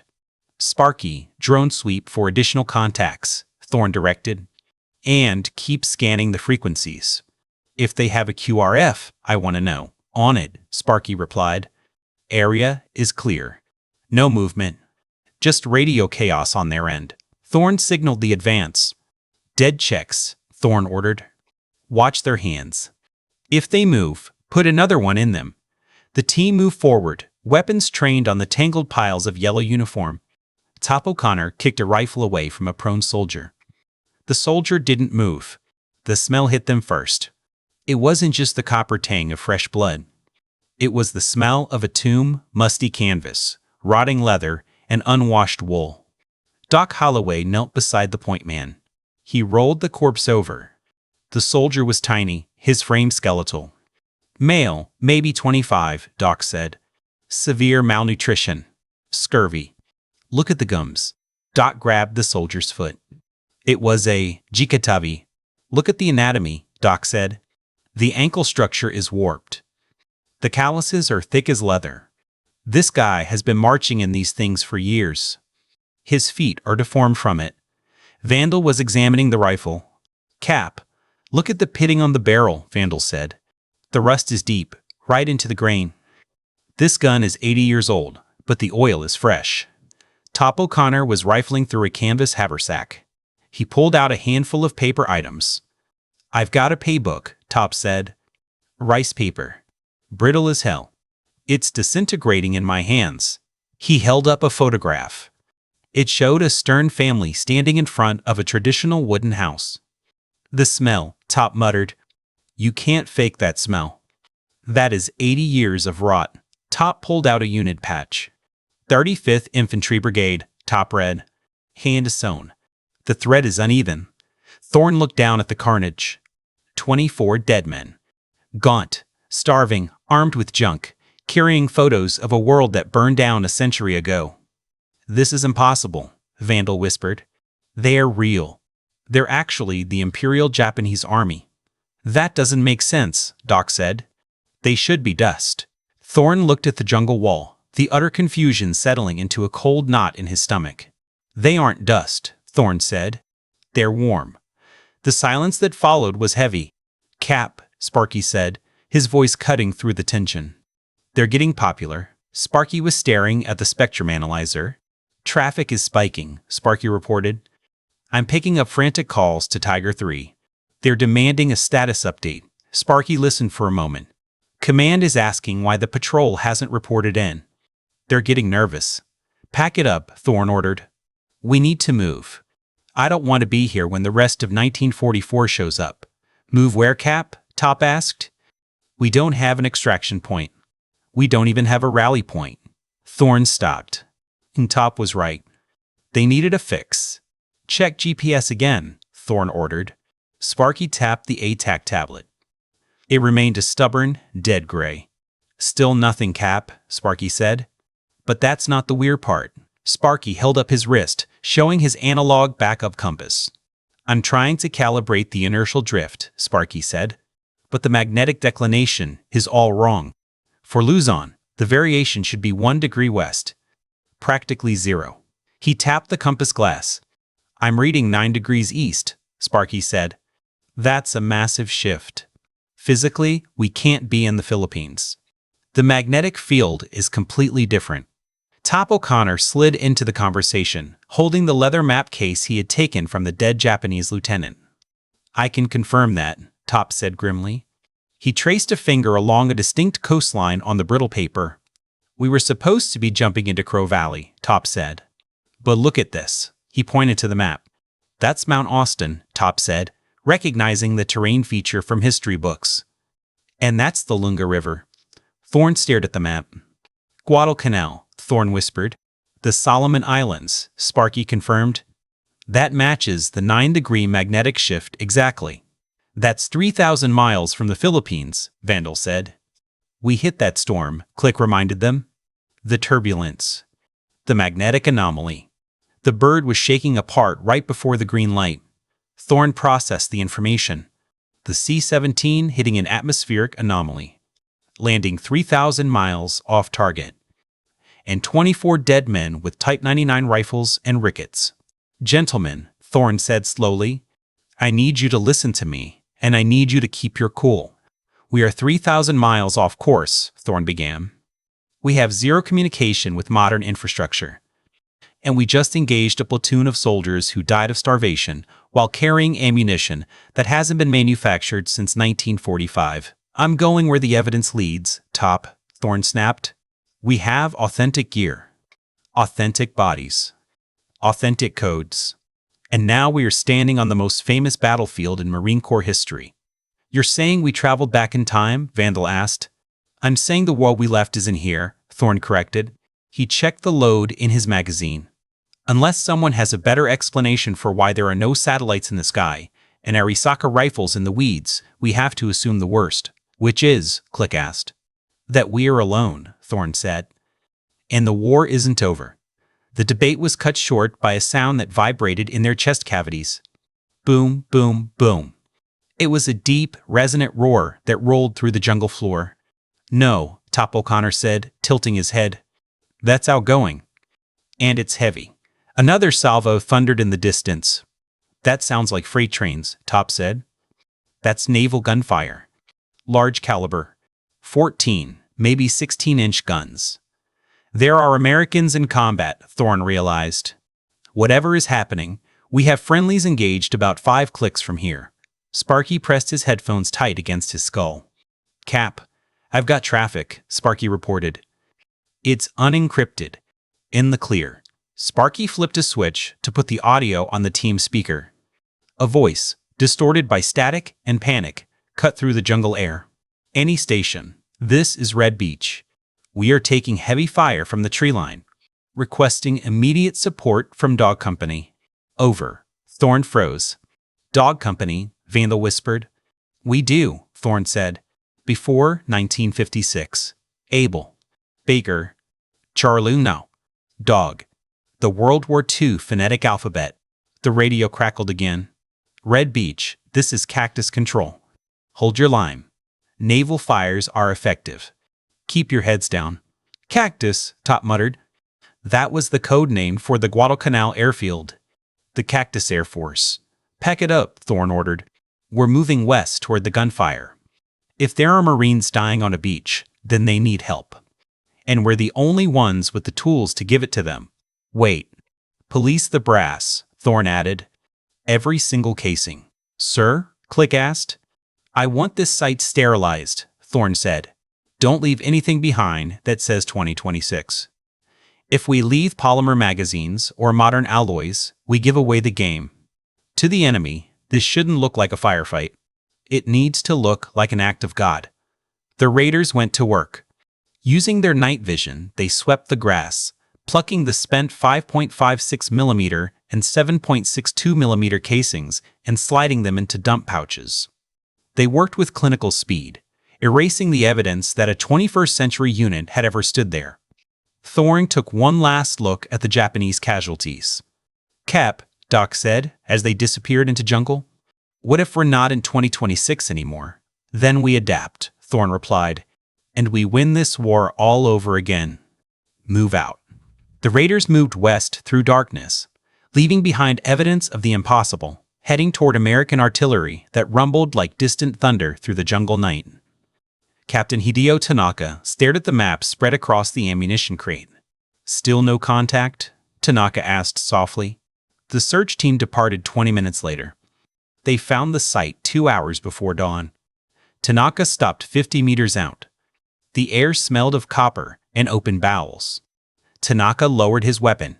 He had seen slaughter before, but he had never seen this. 24 of his men lay dead. There were no craters. No signs of a struggle. It looked as if they had been struck down by lightning. Sir, Sergeant Yamamoto called. Yamamoto was kneeling beside the platoon commander. He didn't even clear leather, Yamamoto whispered. He died reaching for his sword. Tanaka looked at the officer's chest. 2 small, neat holes in the center mass. No exit wounds. Check the riflemen, Tanaka ordered. Check their bolts. Yamamoto moved from body to body. Safety engaged, Yamamoto reported for each one. Tanaka stood up. He felt a wave of dizziness. An entire platoon wiped out without a single man managing to disengage the safety on his rifle. Where are the casings? Tanaka asked. To kill 24 men this quickly, you need machine guns. The ground should be covered in brass. The trees should be chewed up. He walked to the edge of the clearing. Look at the bark, Tanaka said. It is pristine. No pockmarks. No stray rounds. They didn't spray, Tanaka said. They aimed. 24 targets. 24 kills. No misses. Who shoots like that, Captain? Yamamoto asked. Tanaka stood over the bodies, his mind racing to construct a report his superiors would accept. Enemy forces operating with total silence. 0 friendly survivors. 0 enemy casings found. Collect the officer's sword and the NCO's map case, Tanaka ordered. Send a runner to battalion. Do not use the radio. Tell them, 3rd platoon has been liquidated. Tanaka paused, looking into the black jungle. Tell them the enemy attacks without sound, Tanaka said finally, and tell them we found no brass. Whatever killed these men, it wasn't a standard infantry unit. The wire sang before they heard it. Thorne raised his fist, and the raiders froze mid-step, weapons tracking left and right.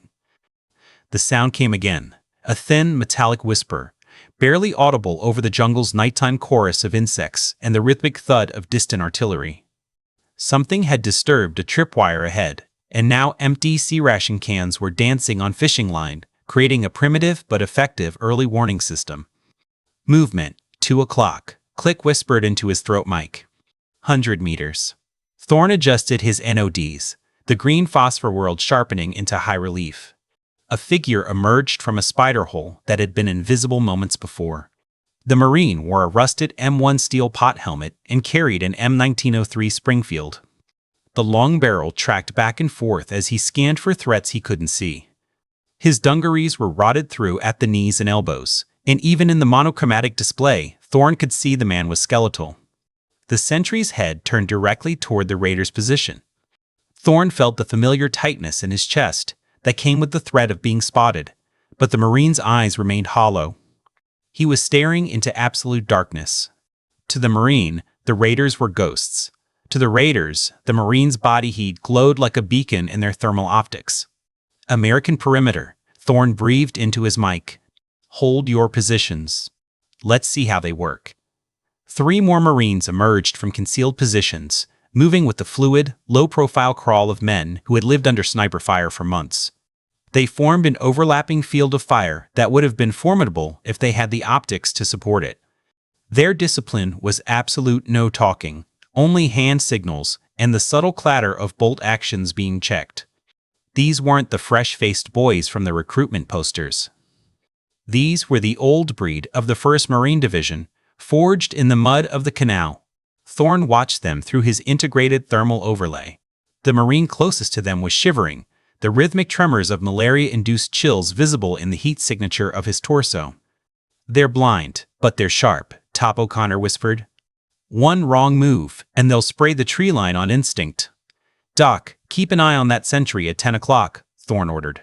He looks like he's about to collapse. Everyone else, stay low. We need to initiate contact without getting ourselves shot by our own grandfathers. The question was how to make contact without getting shot. Top, Thorne whispered into his throat mic. Got any ideas for a meet and greet that doesn't involve friendly fire? O'Connor's voice crackled back, low and steady. Turn off the night vision, sir. Be as blind as they are. It went against every instinct developed through years of night operations, but the tactical logic was ironclad. Thorne reached up and rotated the power dial on his NBGs.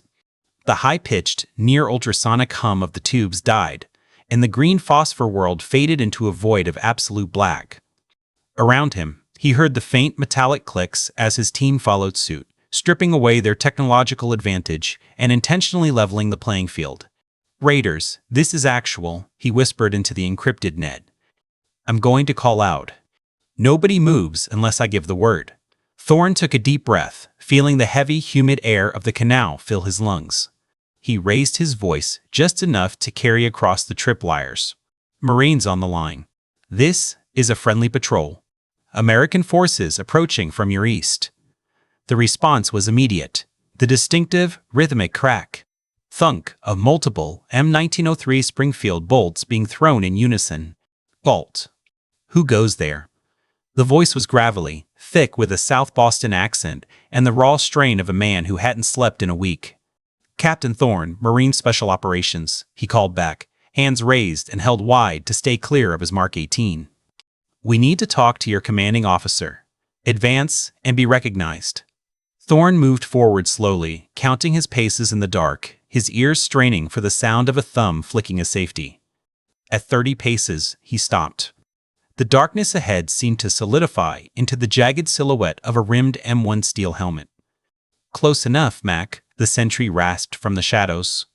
Password? This was the moment that could end everything. Thorne had no idea what shibboleths the 1942 Marines were using, and a single stuttered syllable would trigger a fusillade of 3006 that would kill Marines on both sides. He chose the only approach that might work: total, tactical honesty. "I don't have your word, Marine. We're not from your battalion, and we need to speak with your CO immediately. We have intelligence on a Japanese movement to your east." Silence stretched through the darkness, thick as the humidity. Thorne's ears, tuned by years of acoustic training, picked up the rustle of men shifting in shallow foxholes, the faint snick of a Springfield's internal magazine being topped off, and the scent of pungent, oily cosmoline. Finally, the Boston voice cut through the insects again. "What unit you say you were with?" "Marine Special Operations Team, 8222. More whispered consultation followed, the words lost to the jungle's heavy canopy. "Never heard of no MSOT. "What's your commanding officer's name?" Thorne made a command decision that violated every security protocol in his manual. "Colonel Merritt Edson. We're here to reinforce the perimeter." The effect was instantaneous. The whispering died. Thorne heard the heavy, labored breathing of the men in the holes. Then came the sound of heavy boots moving through the underbrush. Not the stealthy tread of a scout, but the authoritative pace of a career NCO. A new voice called out, gravel raw and vibrating with suspicion. "Captain, you said Edson?" "That's correct, Gunny. Red Mike's about 200 yards behind us in the CP," the Gunny rasped. Thorne could hear the metallic slide of a 1911 being holstered. "If you're lying, Mac, you picked the wrong name to drop. If you're telling the truth, you're about the strangest-looking raiders I've ever seen." A hand touched Thorne's shoulder, and he managed not to flinch. The Marine had moved up in complete silence, demonstrating the lethal fieldcraft that came from months of jungle warfare. Rough fingers patted down his equipment, pausing at the unfamiliar textures of kydex and laser-cut cordura. "What the hell are you wearing?" the voice muttered. "This feels like canvas, but it ain't woven right. And these pouches, they're stiff as a board but light as paper." "Synthetic fabrics, Gunny," Thorne replied carefully.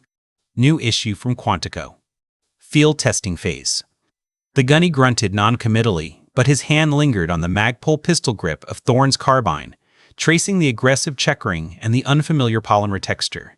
"Your rifle's short. Real short." "That a scout carbine?" "Something like that." "Well, Captain, something like that. You're coming with me to see the colonel. And if you're a Jap infiltrator with a hell of a good American accent, I'll shoot you myself and save Red Mike the trouble." The walk to the command post was a masterclass in patience.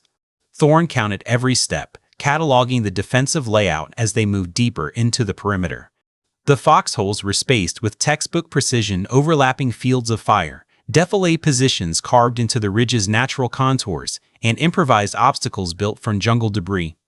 What the position lacked in sophistication, it made up for in brutal, functional efficiency. The CP was a sandbagged bunker half, buried into the hillside, reinforced with palm logs and covered with a patchwork of salvaged canvas. A single blackout curtain hung over the entrance, and the faint glow of a kerosene lantern seeped through the gaps in the sandbags. The Gunny pulled the curtain aside and gestured Thorne forward. "Captain Thorne, MSOT 8222, sir. Says he's here to reinforce the line." The man behind the plywood table looked up, and Thorne felt the weight of command in that gaze. "Colonel Merritt A." Edson Red Mike to his Marines was gaunt to the point of emaciation, his khaki shirt hanging loose on a frame that had shed 30 pounds in the Solomon's heat. But his eyes were sharp, calculating, and utterly devoid of fear. "Marine Special Operations," Edson said slowly, his voice a gravelly rasp. "That's a new one." "What outfit you with, Captain?" "Marine Special Operations Command, sir. We were conducting a training exercise when we experienced a navigation failure. We've been trying to link up with friendly forces for the past 12 hours. Edson's eyes narrowed. "Navigation failure that dropped you 3,000 miles off course? That's one hell of a wrong turn." Thorne held the colonel's gaze. "Yes, sir. It is." The silence stretched. Edson leaned back in his camp chair, the wood creaking under his weight. "You say you have intelligence on Japanese movements?" "Yes, sir. We've been monitoring their communications. They're preparing for a major offensive against this position. Multiple battalions, coordinated assault, probably within the next 24 hours. That tracks with what my scouts have been reporting, Edson said. The Japs have been probing our lines for 3 days. They're working up to something big. He gestured to the map spread across the table. Show me what you've got. Thorne pulled out his tablet, a move that made the gunny reach for his sidearm, and powered it on. The screen lit up with a blue glow that seemed impossibly bright in the dim bunker. Edson leaned forward, his eyes widening slightly at the crystal-clear topographical display. What in God's name is that? Digital map display, sir. Preloaded with terrain data. I can overlay enemy positions based on our signals. Intelligence. Thorne's fingers moved across the screen, pulling up the SIGINT data that Sparky had been collecting. Red icons appeared on the map, each one representing a Japanese unit detected through radio intercepts. These are their assembly areas, Thorne explained. Based on transmission patterns, we estimate at least 3 infantry battalions, plus supporting elements. Artillery, here, here, and here. They're staging for a coordinated assault from multiple axes. Edson studied the display, his tactical mind processing the information. 2,000 men. Maybe more. He looked up at Thorne. And you've got 6 men. Yes, sir. But we have capabilities that can multiply your defensive effectiveness, such as night vision, thermal optics, precision fire at extended ranges, and real-time intelligence on enemy movements. We can see them coming before they see us. Edson was quiet for a long moment.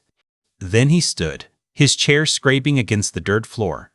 I've got 300 Marines on this ridge, Captain. Most of them are sick with malaria. All of them are running on empty stomachs and pure stubbornness.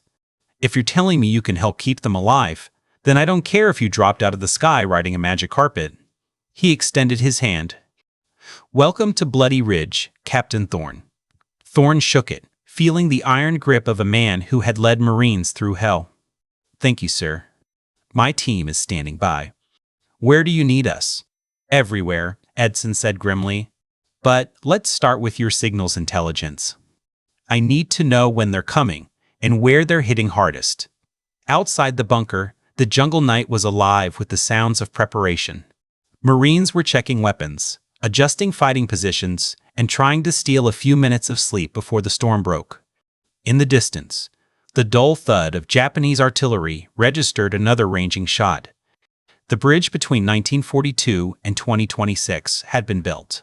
Now they would discover if it could hold. In a foxhole near the wire, Vandal was conducting his own form of diplomacy. Private O'Malley watched with wide eyes as the Raider field stripped his Mark 18 with practiced efficiency, each component laid out on a clean cloth. In this humidity, friction is as much an enemy as the Japs, Vandal replied. He reached into his pack and pulled a chemlight, but instead of cracking it open, he slid it into a blackout sleeve to ensure only a thin, directional sliver of light would illuminate his workspace. The green plastic tube emitted a sharp, crystalline snap as Vandal bent it, fracturing the internal glass ampule to trigger the glow. Within seconds, a cold, neon radiance flooded the shallow scrape, but the effect on O'Malley was instantaneous terror. He recoiled with a strangled gasp, his heels digging into the mud as he tried to scramble away from the light. Willie Pete, he choked out, his eyes blown wide with the memory of white phosphorus burns. Get that away from me, Mac. It'll burn right through the dirt. Vandal froze, realizing he'd just flashed a chemical light at a man who associated every unexplained glow with a 5,000-degree fire that couldn't be extinguished. He kept his movements slow and deliberate, lowering the tube so the light didn't wash directly into the Marine's eyes. Easy, son, Vandal said, his voice dropping into the low, rhythmic cadence of an NCO settling a panicked squad. Look at my hand. There's no smoke, and you don't smell any garlic. This isn't phosphorus. He slowly extended the glowing tube, letting the Marine see that it didn't scorch the damp leaves or singe the fabric of his own uniform.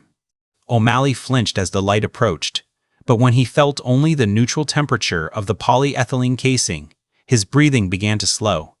It's just a cold light, Vandal explained, holding the tube against his bare palm to demonstrate the lack of heat. We use them for marking trails back home. There's no fuse and no flame, just two liquids mixing together inside the plastic. It'll stay lit like this for 12 hours, and the best part is the Japs can't smell it or see the smoke. O'Malley reached out tentatively, his fingertips brushing the smooth plastic as the steady green radiance reflected in his hollow, feverish eyes. Around them, the perimeter had gone silent. The old breed Marines leaned out of their foxholes, watching in mute fascination as the alien light held back the darkness of the Solomon night without a single spark. Inside the bunker, Sparky Leung looked up from his SIGINT array, the pale green waterfall display of his receiver illuminating the sweat on his brow. "Sir, you need to hear this. The spectrum is starting to bleed." He had been running a wideband sweep of the HF and VHF frequencies. Using the team's man-portable signals intelligence suite, he wasn't just eavesdropping, he was performing a forensic analysis of the Japanese net. The AI linguistic parser on his tablet was flagging high-priority kanji and military shorthand from the intercepted bursts, and the tactical pattern was unmistakable. "I'm picking up a massive surge in traffic volume, sir," Sparky said, tapping the screen to show a spiking graph. "Multiple stations reporting to a central net, likely the 35th Brigade HQ. We're seeing recurring strings for ammunition expenditure, fire support coordinates, and final rations. This isn't a harassing action. This is the logistical tale of a major offensive." Thorne leaned over the equipment, studying the raw data streams.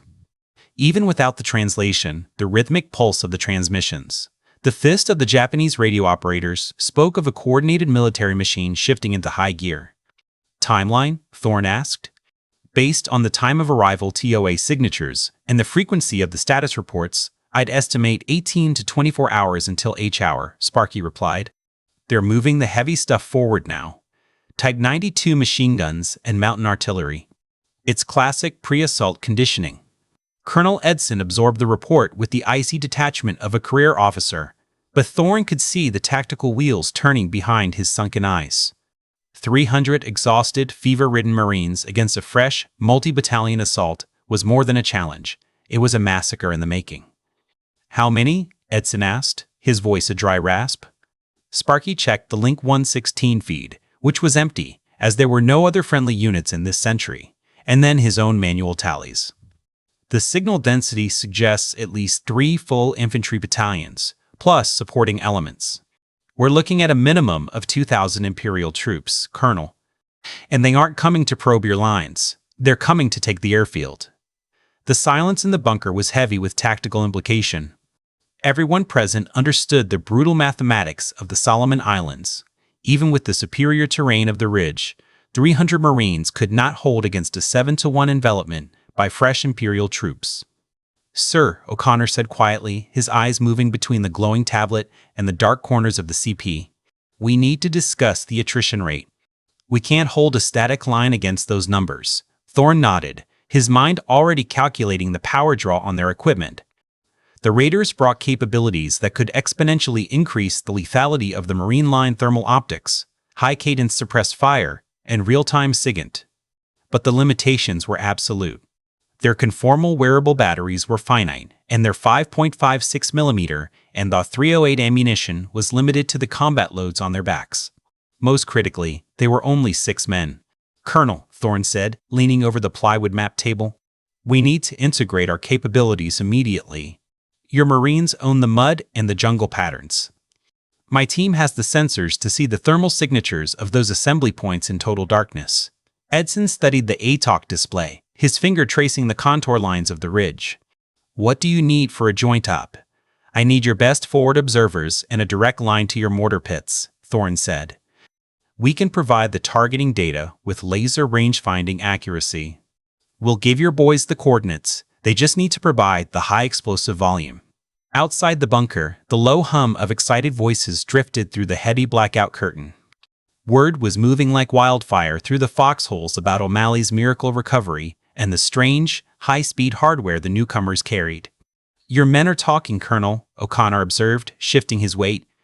"In a perimeter this tight, there are no secrets," Edson replied, a ghost of a smile touching his gaunt face. "They've been fighting a ghost war against a superior enemy for weeks. They need to believe the cavalry finally showed up." Edson looked at the 6 modern soldiers, men who looked as if they had stepped out of a future century.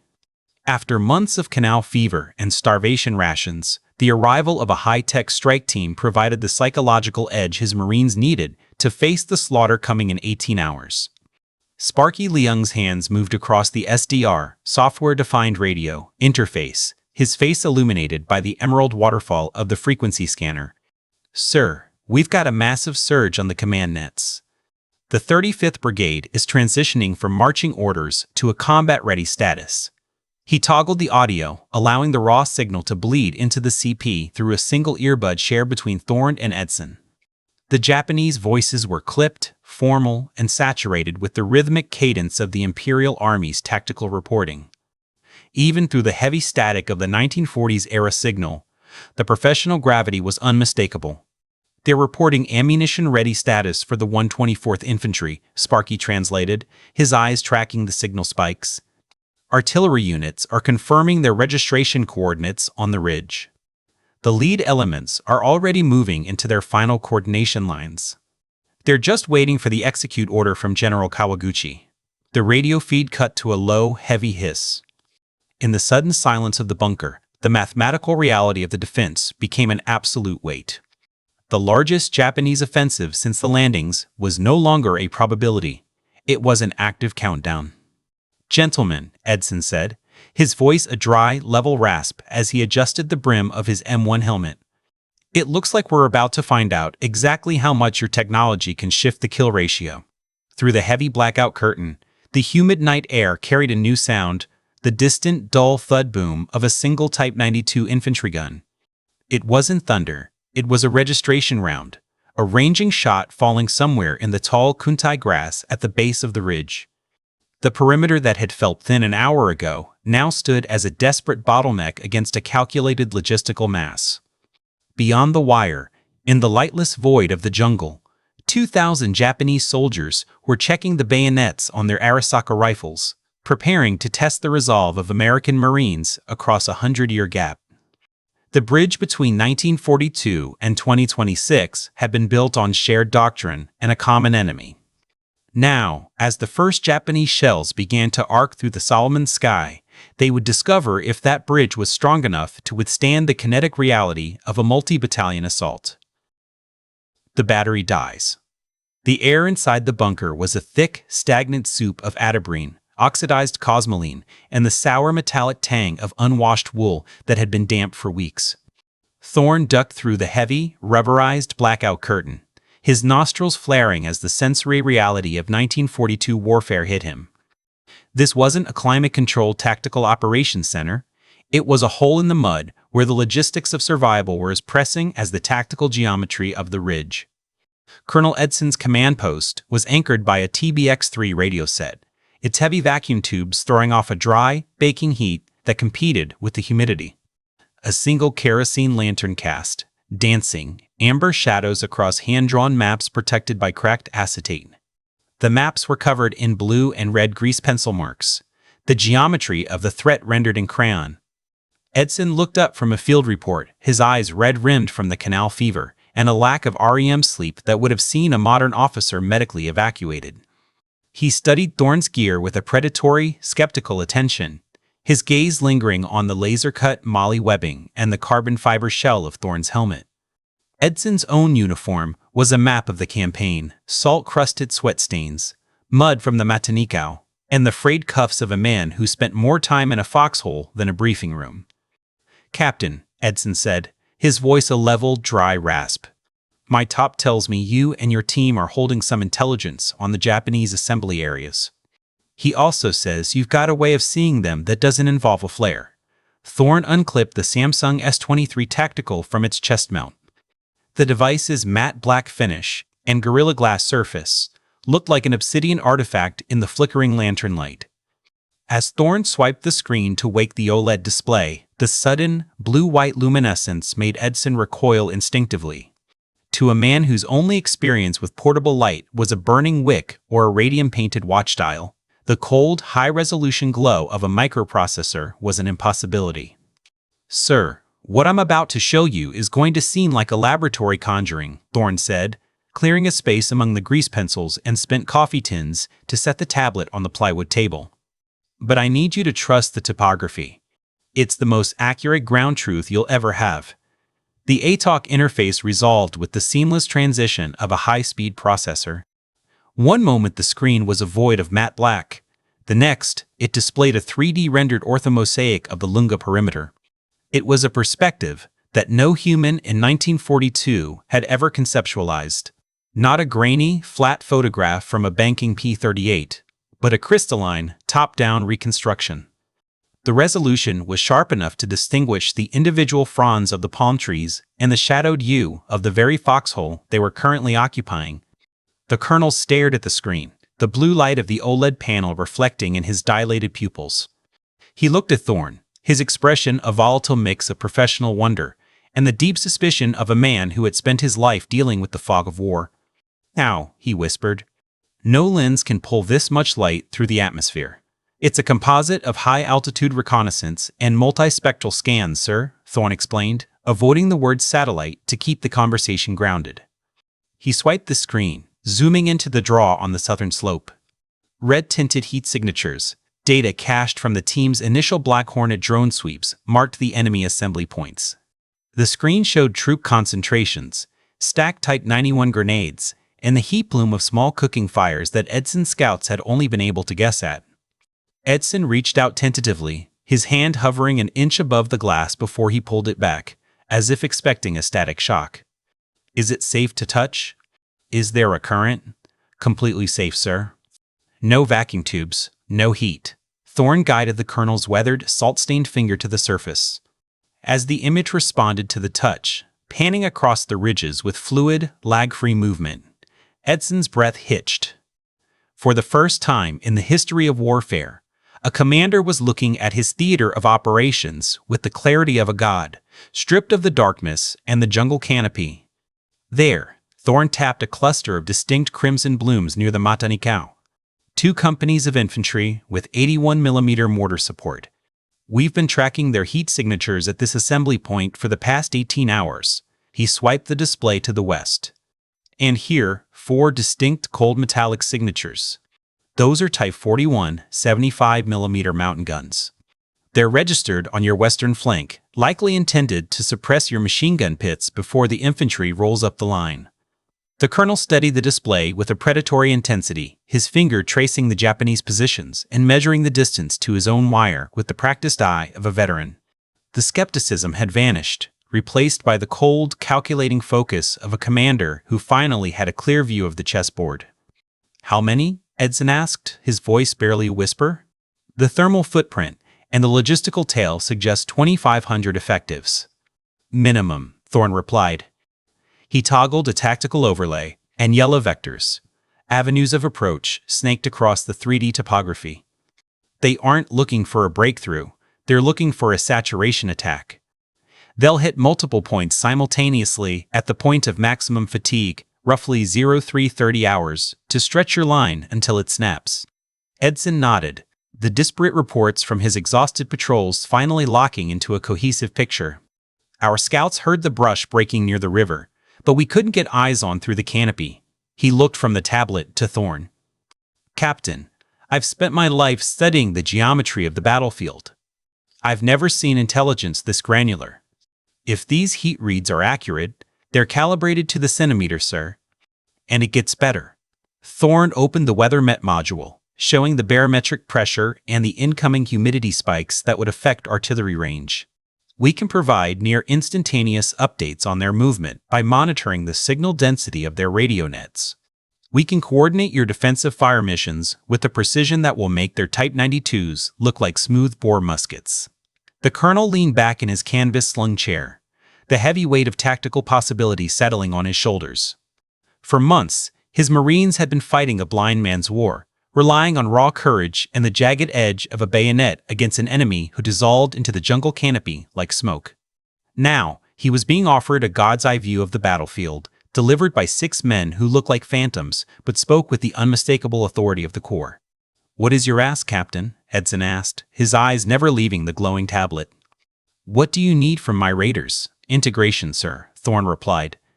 "MSOT 8222 is designed to function as a force multiplier. We bring the sensors to see through the night, a digital tactical net for silent coordination, and optics that provide first-shot lethality at ranges where your men would be firing at shadows. But we are only 6 men. We provide the brain and the eyes. Your battalion provides the muscle and the high explosive volume to hold this ridge. Edson studied Thorne for a long moment, then slowly extended a weathered, salt-stained hand. Welcome to the Cactus Perimeter, Captain. If your brain can keep my boys from getting bayoneted in their sleep, we'll provide all the muscle you can handle. Let's go win this thing. Lucky O'Malley sat on a damp ammunition crate outside the mess fly, struggling to cycle the bolts on his M1903 Springfield without a metallic screech that would alert the whole ridge. If he was being honest, the rifle was a liability. The Parkerized finish was mottled with orange oxidation. The American walnut stock had swollen from the relentless humidity, and the bolt lugs felt like they were grinding through wet sand every third cycle. But it was his primary life insurance policy, and keeping it functional was the only way to feel like he still had a vote in his own survival. The crunch of coral gravel made him look up. The big staff sergeant from the Phantom unit was approaching, carrying a needle oiler and a lint-free microfiber cloth. Up close, the man's equipment was a masterclass in modern logistics. His laminate nylon plate carrier didn't show a single frayed thread, and his boots, a complex mix of synthetic mesh and treated leather, seemed to repel the very mud O'Malley was currently wearing. "Mind if I take the load off?" the sergeant asked. His voice was steady, possessing a professional cadence that suggested a high level of technical training. "It's a free country," Lucky said, though the words felt hollow as he looked at the dark tree line where the Japanese 124th Infantry was currently massing. Vandal set down his pack with the quiet efficiency of a man who moved through the world without wasted motion. He pulled out a CLP needle oiler. The fluid inside was a synthetic blend that smelled nothing like the petroleum-based cosmoline that Lucky was used to. "May I?" Vandal asked, gesturing to the Springfield. Lucky handed over the rifle with the reluctant care of a man surrendering his only lifeline. Vandal worked the bolt, feeling the grit and resistance, then pulled a bore light from his chest rig. The tiny LED threw a brilliant white beam down the barrel, illuminating pitting and copper fouling that would have been invisible in the dim lantern light. "When did you last clean this?" Vandal asked, his tone neutral but clinical. 2 days ago. But the humidity out here, it's like the rust just grows back." Vandal nodded, pulling a cleaning rod and a stack of lint-free patches from his pack. "The problem isn't the humidity. It's the cosmoline. It's designed for long-term storage, not active combat. In this heat, it turns into a gummy residue that attracts moisture." He began running patches through the bore with methodical precision. "What you need is a synthetic lubricant that won't break down in tropical conditions." He held up the CLP bottle. "This is what we use. It's designed to function from -60 to +160 Fahrenheit. In this humidity, it'll keep your action cycling smooth for a week." Lucky watched as Vandal disassembled the bolt, cleaning each component with a precision that bordered on surgical. The transformation was immediate. The bolt that had been grinding like sandpaper now cycled with a smooth metallic click that Lucky hadn't heard since the rifle came out of the armory. "Try it now," Vandal said, handing the rifle back. Lucky worked the action, feeling the difference immediately. The bolt moved like it was riding on glass, the resistance gone. "That's like a new rifle. It's the same rifle, just maintained properly." Vandal pulled out a small squeeze bottle. "Here, take this. Use it sparingly on the bolt lugs and the firing pin channel. A little goes a long way." Lucky took the bottle with the reverence of a man being handed a religious artifact. "What do I owe you?" "Nothing. Just keep that rifle clean and keep shooting straight. We're all on the same team out here." As Vandal stood to leave, Lucky called after him. "Hey, Sarge. Where did you guys come from?" "I mean, really come from?" Vandal paused, his expression unreadable in the dim light. "Somewhere that doesn't exist yet, Marine. But we're here now, and that's what matters." Inside the command bunker, Thorne and his team conducted their own brutal assessment. The digital readouts on their equipment told a story that was impossible to ignore. They were running on borrowed time, measured in milliamp hours and magazine counts. Doc Holloway looked up from his M9 medical bag, his face illuminated by a dim red chem light. I've got a critical supply drift. I've burned through nearly 40% of my broad-spectrum injectable antibiotics, stabilizing Edson's surgical cases. If MSOT 8222 takes a kinetic hit tomorrow, I'm going to be practicing 1940s medicine on our own guys. The brutal mathematics of the logistical tale was starting to bite. Every 7.62mm match round click chambered was one less than his combat load of 140 rounds. Every hour the PVS-31 tubes were energized was a permanent withdrawal from their limited electrical bank. We need a hard scrub of the load carriage, O'Connor said, pulling up a spreadsheet on his ATOC tablet. If we're staying in this 1942 soak for more than a week, we're carrying dead weight. They began a ruthless inventory, categorizing gear by operational utility. Essential kinetic items stayed. Convenience items like high-lumen tactical lights or redundant biometric sensors were relegated to the long-term storage crates. Anything that drew a constant milliamp parasitic load without a direct tactical payoff was powered down. The Black Hornet stays on the active roster, Thorne decided, tapping the icon for Sparky's nano UAV. The intelligence, surveillance, and reconnaissance (ISR) advantage is the only reason Edson is listening to us. Information is our primary shield. Understood, O'Connor said, his stylus moving across the screen. But we're moving to a targeted flight protocol. No more loitering for area familiarization. We only launch when the SIGINT net flags a frequency surge. Vandal held up a half-empty needle oiler of synthetic CLP. What about the maintenance cycle? I shared some of the fluid with O'Malley's squad, but we're going to hit the dry mark on our own bolt carriers by tomorrow night. Share what you can spare for the 1903s, but MSOT readiness is the priority, Thorne said.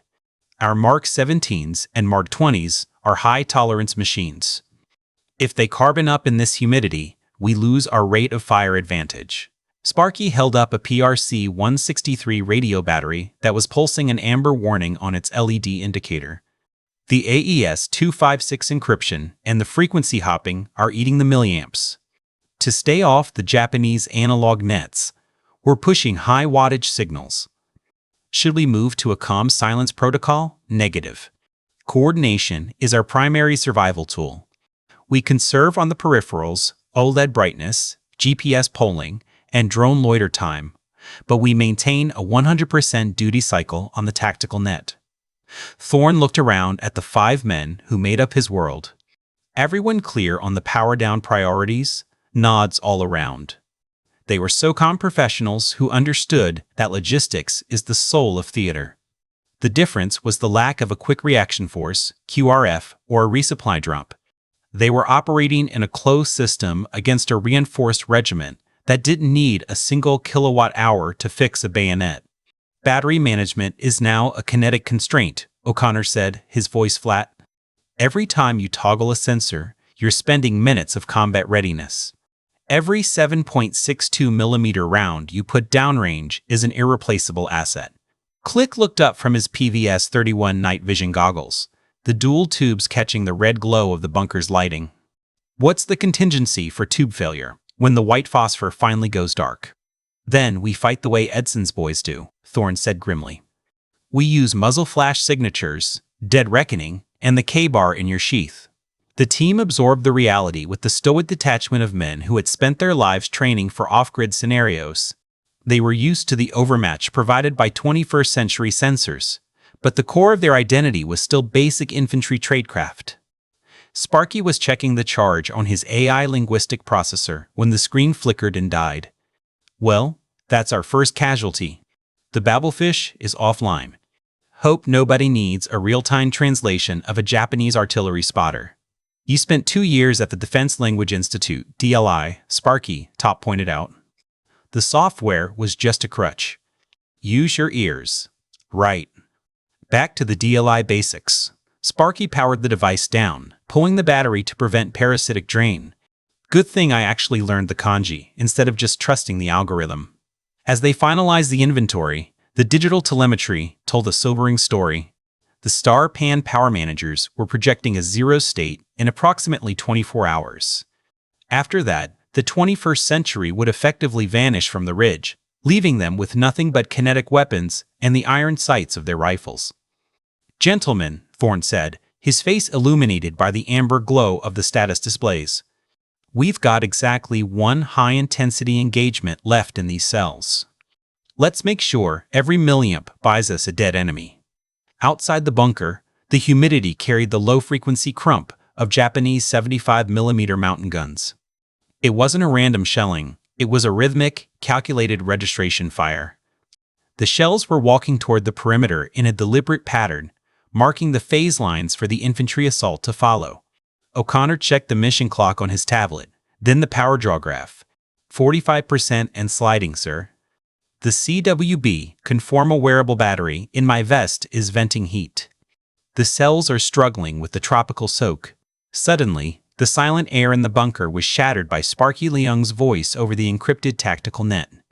The audio was crystal clear, but the urgency in his cadence made every man reach for his weapon. All stations, this is Overwatch," Sparky's voice crackled through their bone conduction headsets. "I have massive thermal signatures in sectors 7 through 12. We are looking at a regimental strength assembly estimate, 2,500 plus effectives. They are fixing bayonets and moving to the line of departure. Time to contact, 120 minutes. I repeat, we are facing a coordinated multi-battalion offensive in approximately 2 hours." Thorne looked at the PRC-163 battery indicator, now a flickering, ominous orange. Somewhere in the lightless void beyond the wire, the Kawaguchi detachment was preparing to test if the steel and spirit of the 1942 Marines, combined with the sensors and silicon of MSOT 8222, could hold the line. The technological bridge between 2 centuries was powered by a reservoir of electrons that wouldn't survive the dawn. The wave captain Hideo Tanaka crouched in the sharp kuntai grass, adjusting the focus on his Type 93 binoculars. The American Ridge. The Mukade, centipede, to his men, loomed ahead like a jagged wall against the constellations. Somewhere up there, the phantoms were waiting. He had spent the last 2 hours conducting a forensic sweep of the ravine. He had cataloged evidence that defied the laws of ballistics. He found spent brass casings that were impossibly short and neck down, far smaller than the heavy AW-3006 rounds used by the American Garands. Yet, the wounds they produced were surgical. He had found his scouts slumped in foxholes, killed in absolute pitch blackness, with shots placed exactly in the T-box of the face or the center mass of the chest. Behind him, General Kawaguchi's voice carried across the staging area in the sharp staccato cadence of the Kodoha military elite. 2,500 men of the 35th Infantry Brigade knelt in the mud, a forest of Type 38 Arisaka rifles and gleaming Type 30 bayonets rising above them. The general spoke of Yamato Damashi, the spiritual indomitability that would shatter any material inferior. Tanaka had heard the rhetoric before. Once, in the ruins of Nanking, he had believed it. "The Americans cower behind their wire like rabbits," Kawaguchi declared, his voice rising above the drone of cicadas and the distant thud of registration fire. "They have grown soft with their machines. Tonight, we show them the steel of our resolve. Tonight, we drive them into the sea." The men responded with a low, guttural roar, "Banzai." The sound rolled through the jungle like approaching thunder. Tanaka felt the familiar surge of adrenaline, but it was tempered by a cold, professional dread. These were disciplined soldiers of the 124th Infantry. They deserved better intelligence than he was allowed to give them. He slipped back through the foliage toward the command post, a low table covered in maps and shielded lanterns. The general's staff clustered around him, radiating the dangerous confidence of men who had never seen the impossible occur. "Ah, Tanaka-san," Kawaguchi said, his finger tracing the line toward the airfield. "Your final reconnaissance." Tanaka knelt and bowed with rigid precision. "General, I must strongly recommend we delay the H-hour. The tactical environment has shifted." The staff officers exchanged glances. A young major named Ikeda, a favorite of the brigade HQ, let out a sharp, mocking exhalation. "The enemy ridge is held by approximately 900 Marines," Tanaka continued, keeping his voice a flat, clinical monotone. "But they have been reinforced. A specialized ghost element is operating on the line. They possess infrared optical sights and suppressed muzzles. They can engage targets in zero visibility with a circular error probable (CEP) that, he paused, realizing precision didn't capture the horror. They fight as if the sun has never set. Infrared optics? Aikita laughed, the sound harsh in the humid night.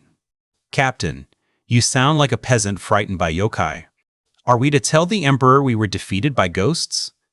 Tanaka met the Major's gaze with the cold eyes of a man who had seen the bodies. I have examined the dead of 3 patrols. Major, 18 men.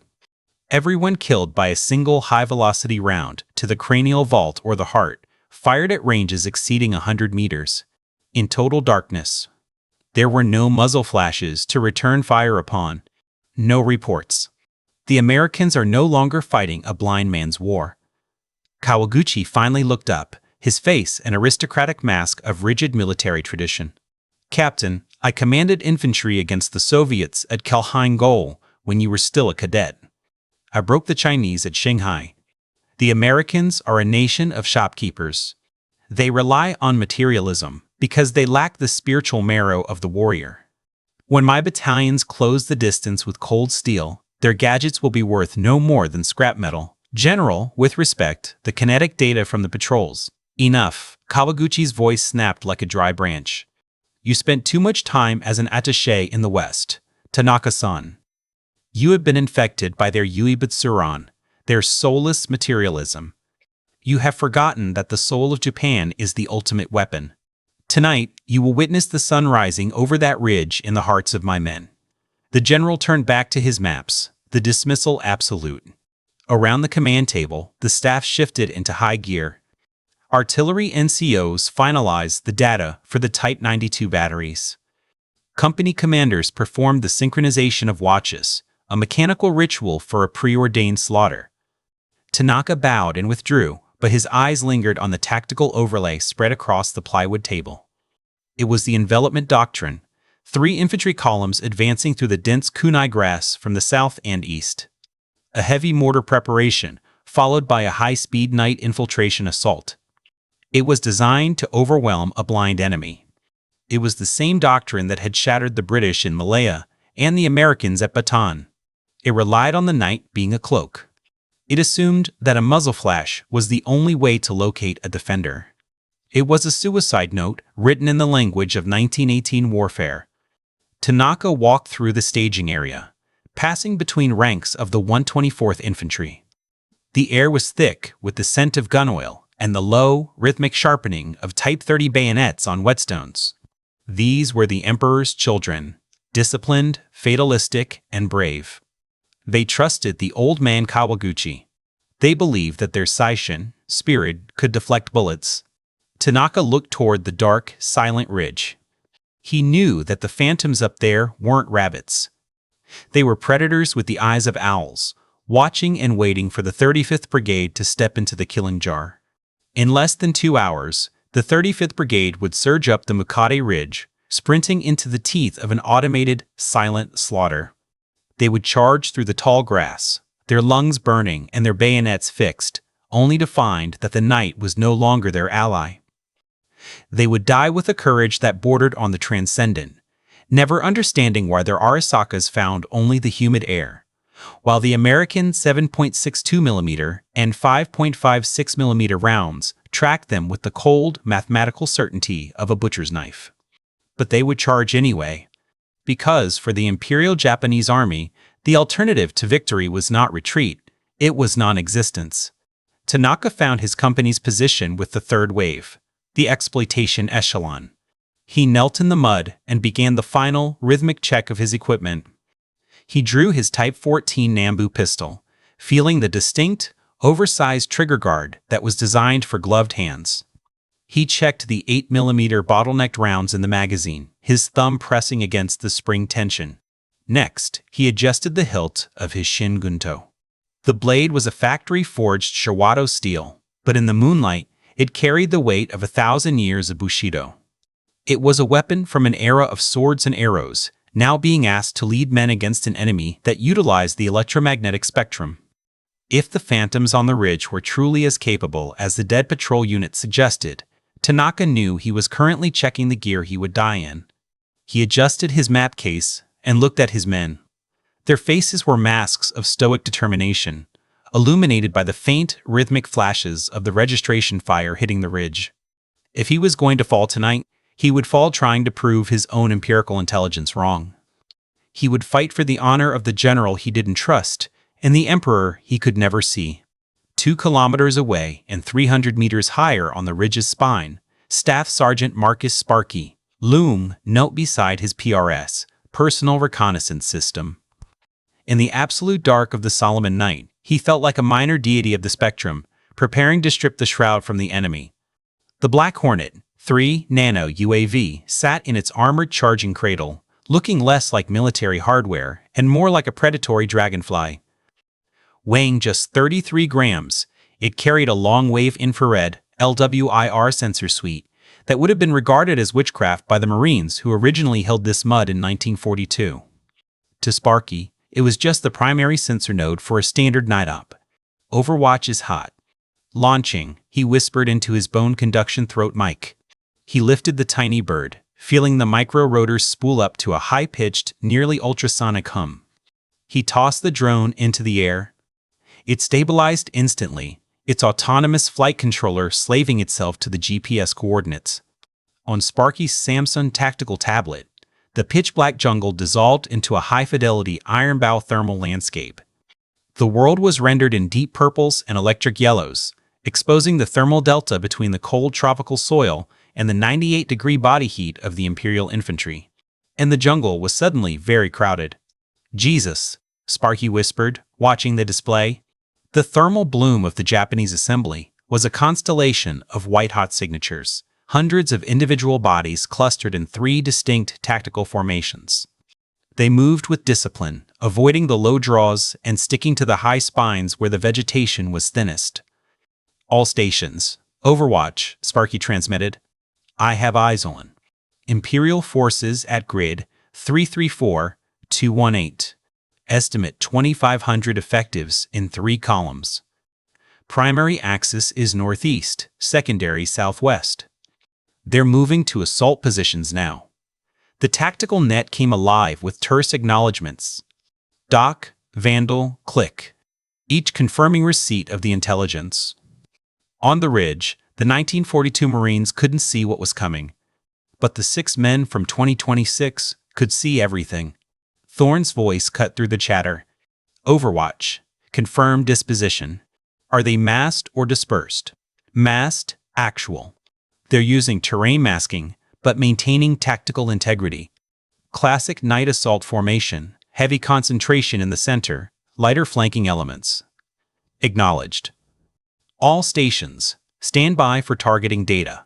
Sparky zoomed the thermal feed, cataloging the Japanese equipment. Type 92 heavy machine guns being manhandled forward. Type 97 81mm mortars setting up in the draw. And everywhere, the heat signatures of individual riflemen, their Arasakas glowing faintly from body heat transfer. The Japanese had no idea they were being watched. To them, the night was still a cloak. But to MSOT 8222, the night was transparent. Vandal adjusted the suppressor on his barrel and centered the reticle on the scout's chest. Targeting lead elements.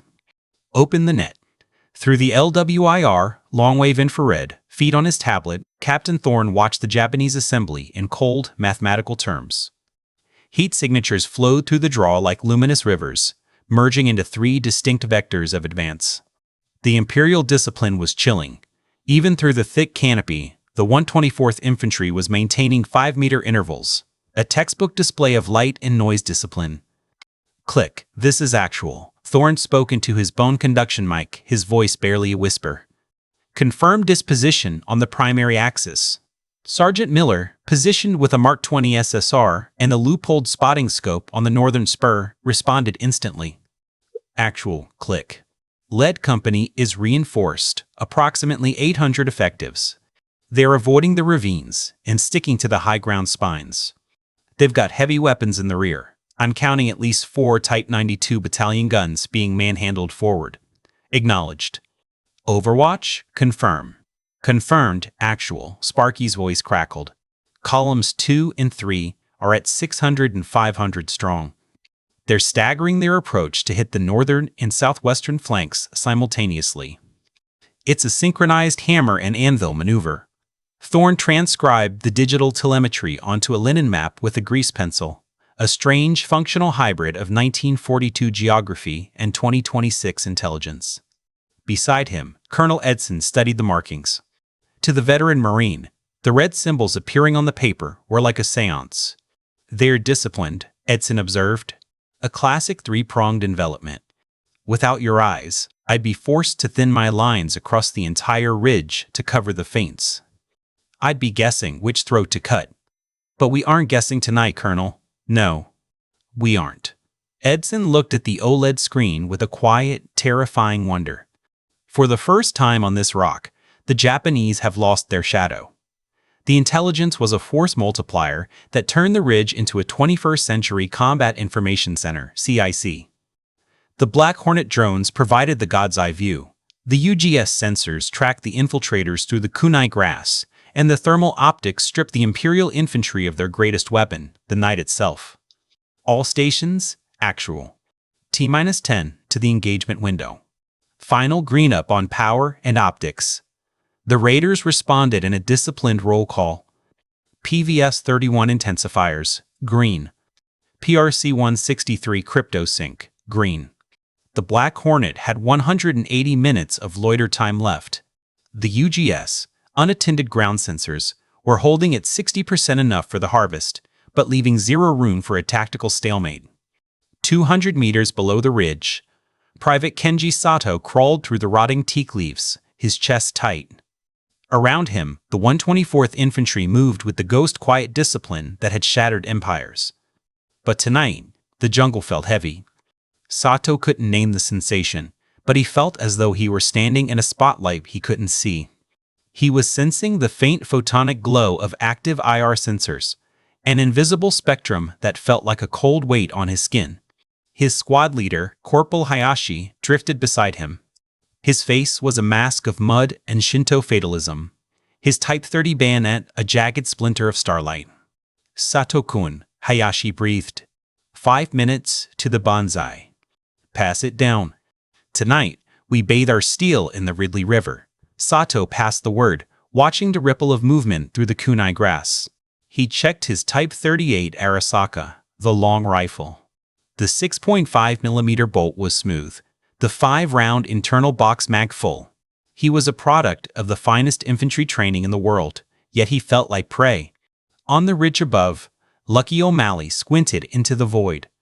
His Springfield M1903 felt like a toy.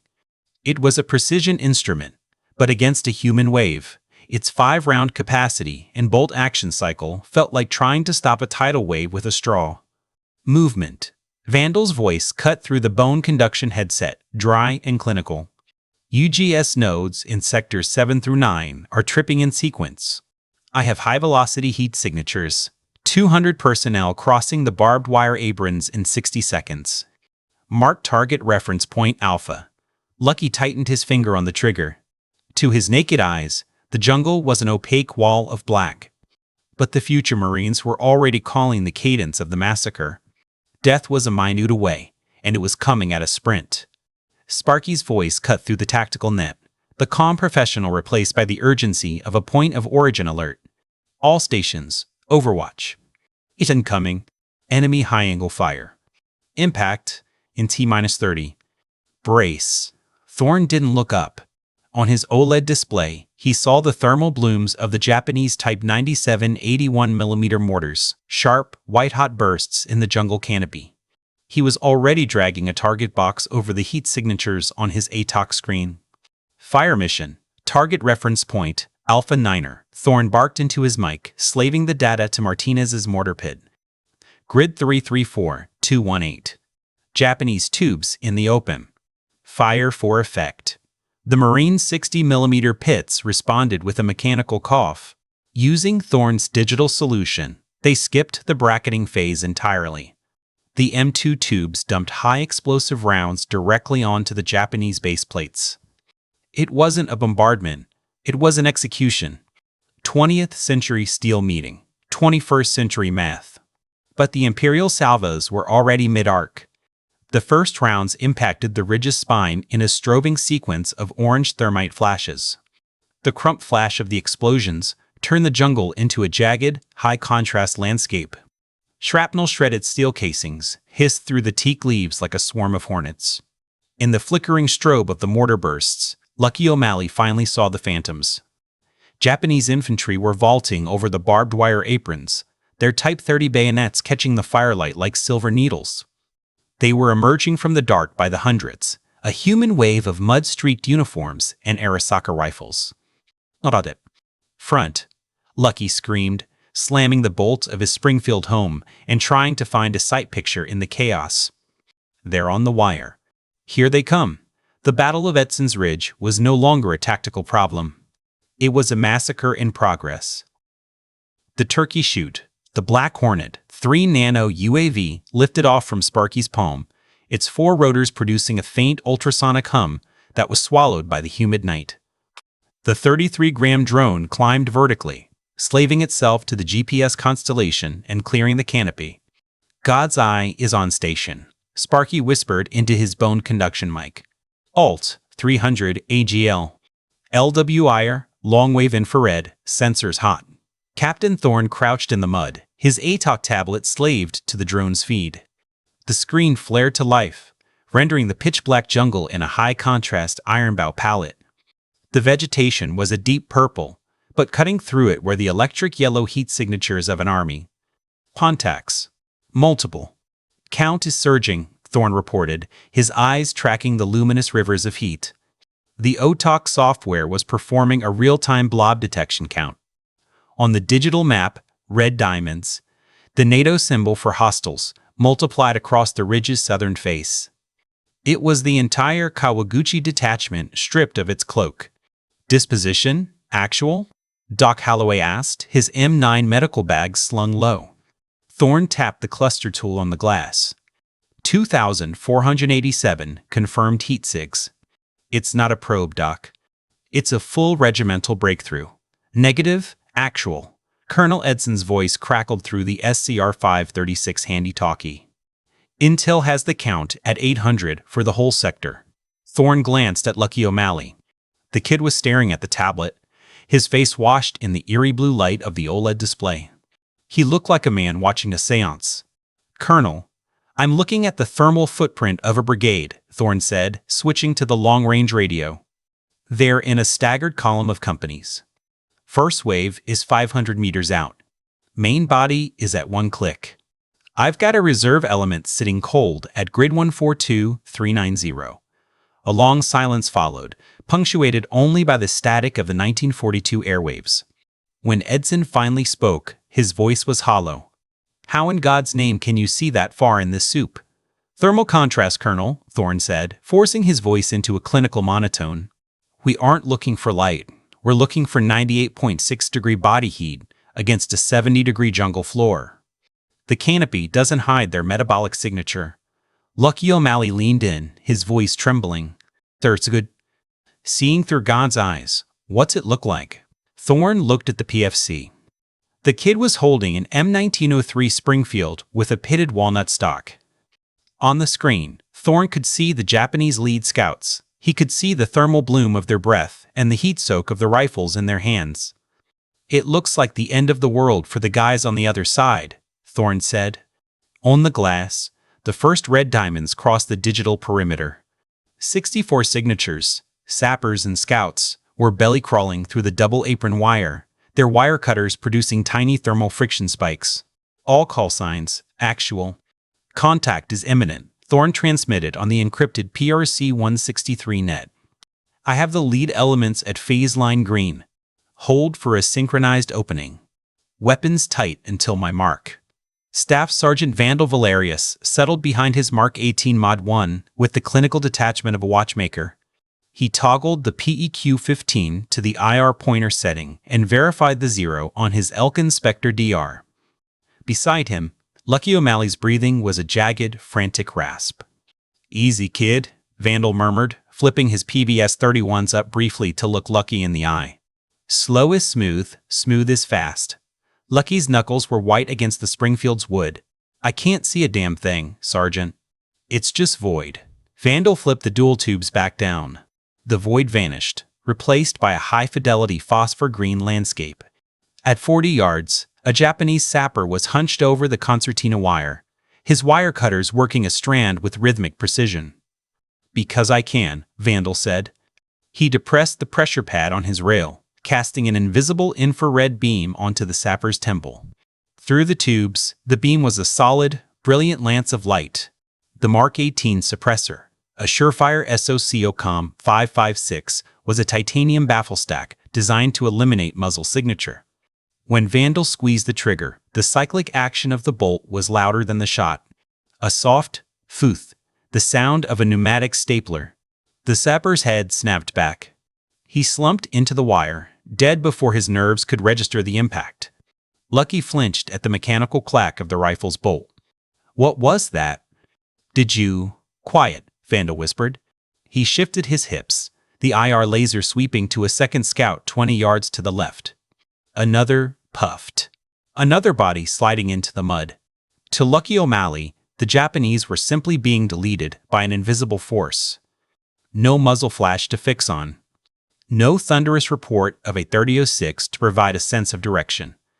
Just a sequence of shadows collapsing into the earth. "Holy Mary," Lucky breathed, his eyes wide and useless in the dark. "They don't even know they're under fire." "That's the doctrine," Vandal said, tracking a third signature. No flash, no acoustic signature. To them, the jungle is just killing them for no reason.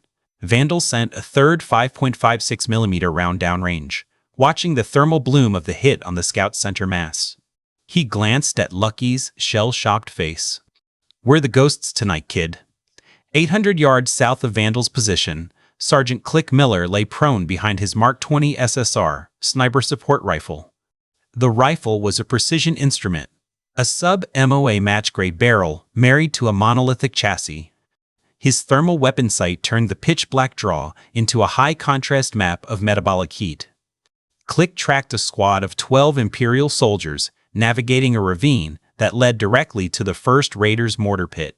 Through the infrared lens, he could see the thermal bloom of their breath and the heat soak on their Type 99 LMG barrel. Actual, Click. 12 MAMs, military-age males, flanking the mortar line via the southern draw. "Permission to prosecute?" "Granted," Thorne's voice crackled. "Clean house." Click entered the bubble of long-range marksmanship. He didn't need to guess the hold. His applied ballistics computer, integrated into the optic, shifted the reticle based on the 847-yard range and a 4-knot crosswind. The Mark 20 barked, a sharp, distinct crack, but one devoid of the telltale white blossom of a muzzle flash.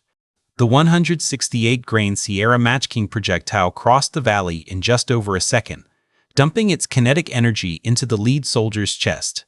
The squad froze. They looked toward the tree line, searching for a flash that didn't exist. Click didn't give them time to orient.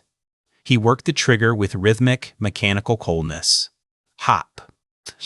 Adjust. Pop. Adjust. In 30 seconds, the southern drawl became a graveyard of cooling thermal signatures. 12 rounds, 12 hits. The Japanese soldiers died in a vacuum of information, never hearing the subsonic whistle of the rounds that ended them. Actual, Click. Southern approach is sanitized. 12 targets neutralized. Copy, Click. Good effect on target.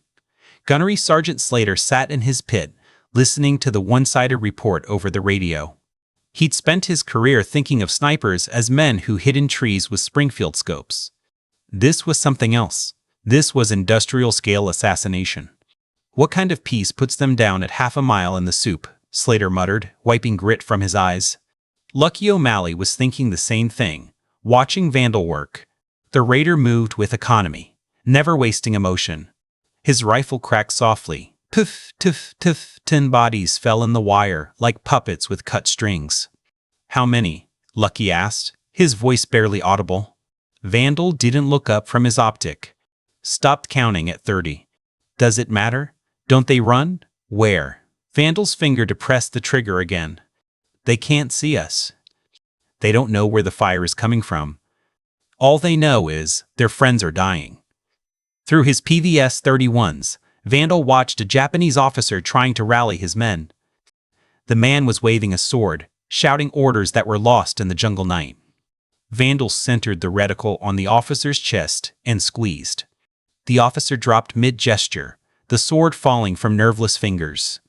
Besides, Vandal added, his voice flat, where they're going, running won't help. At 0200 hours, Captain Thorne keyed the tactical net. All stations, actual. Site repeat. The responses came back in clinical precision. Vandal. Sector 1, clear. 38 confirmed kills. Click. Sector 2, clear. 41 confirmed. Doc. Sector 3, clear. 27 confirmed. The math was absolute. In less than 2 hours, 6 men with modern weapons had killed over 400 Imperial soldiers. The Japanese hadn't broken because they hadn't understood what they were facing. They had charged into an invisible meat grinder, their courage meaningless against technology they couldn't comprehend. 400? Edson's voice was a jagged rasp. In less than 20 mics. Roger that, Colonel. The math is absolute. There was a long silence, punctuated only by the distant, rhythmic thud of a 1942 mortar and the low moans from the wire. When Edson spoke again, he sounded like a man whose worldview had just been dismantled. I've spent 8 months watching these men die for every inch, Edson said. The Japanese don't break. They don't have a retreat in their manual. They fight until there's nothing left to kill. Thorne adjusted his PVS-31s, the green phosphor world showing him the literal carpet of bodies. Some signatures were still bright yellow. Others were already turning a dull, cold purple.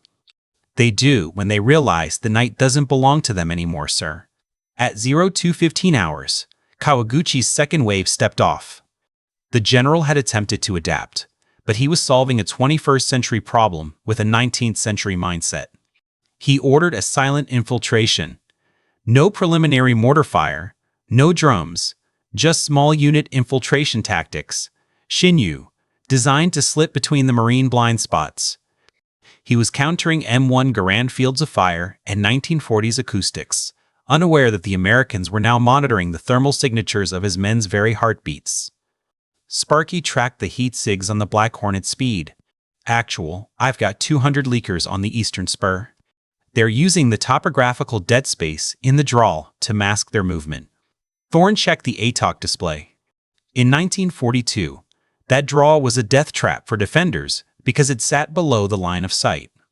But with an overhead LWIRR, long-wave infrared, sensor, the Japanese were perfectly silhouetted against the cool mud of the ravine. Copy, Sparky.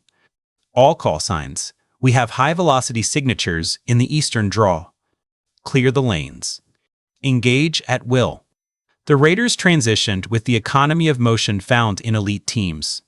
Click Miller shifted his Mark 20 SSR to a new hide site on the eastern rim. Vandal adjusted his Mark 18, his PEQ-15 laser painting targets that the 1942 Marines couldn't even see. Doc Holloway repositioned his M9 aid station, but the surgical overmatch was so absolute that his primary job remained observation rather than triage. The second assault lasted 47 minutes.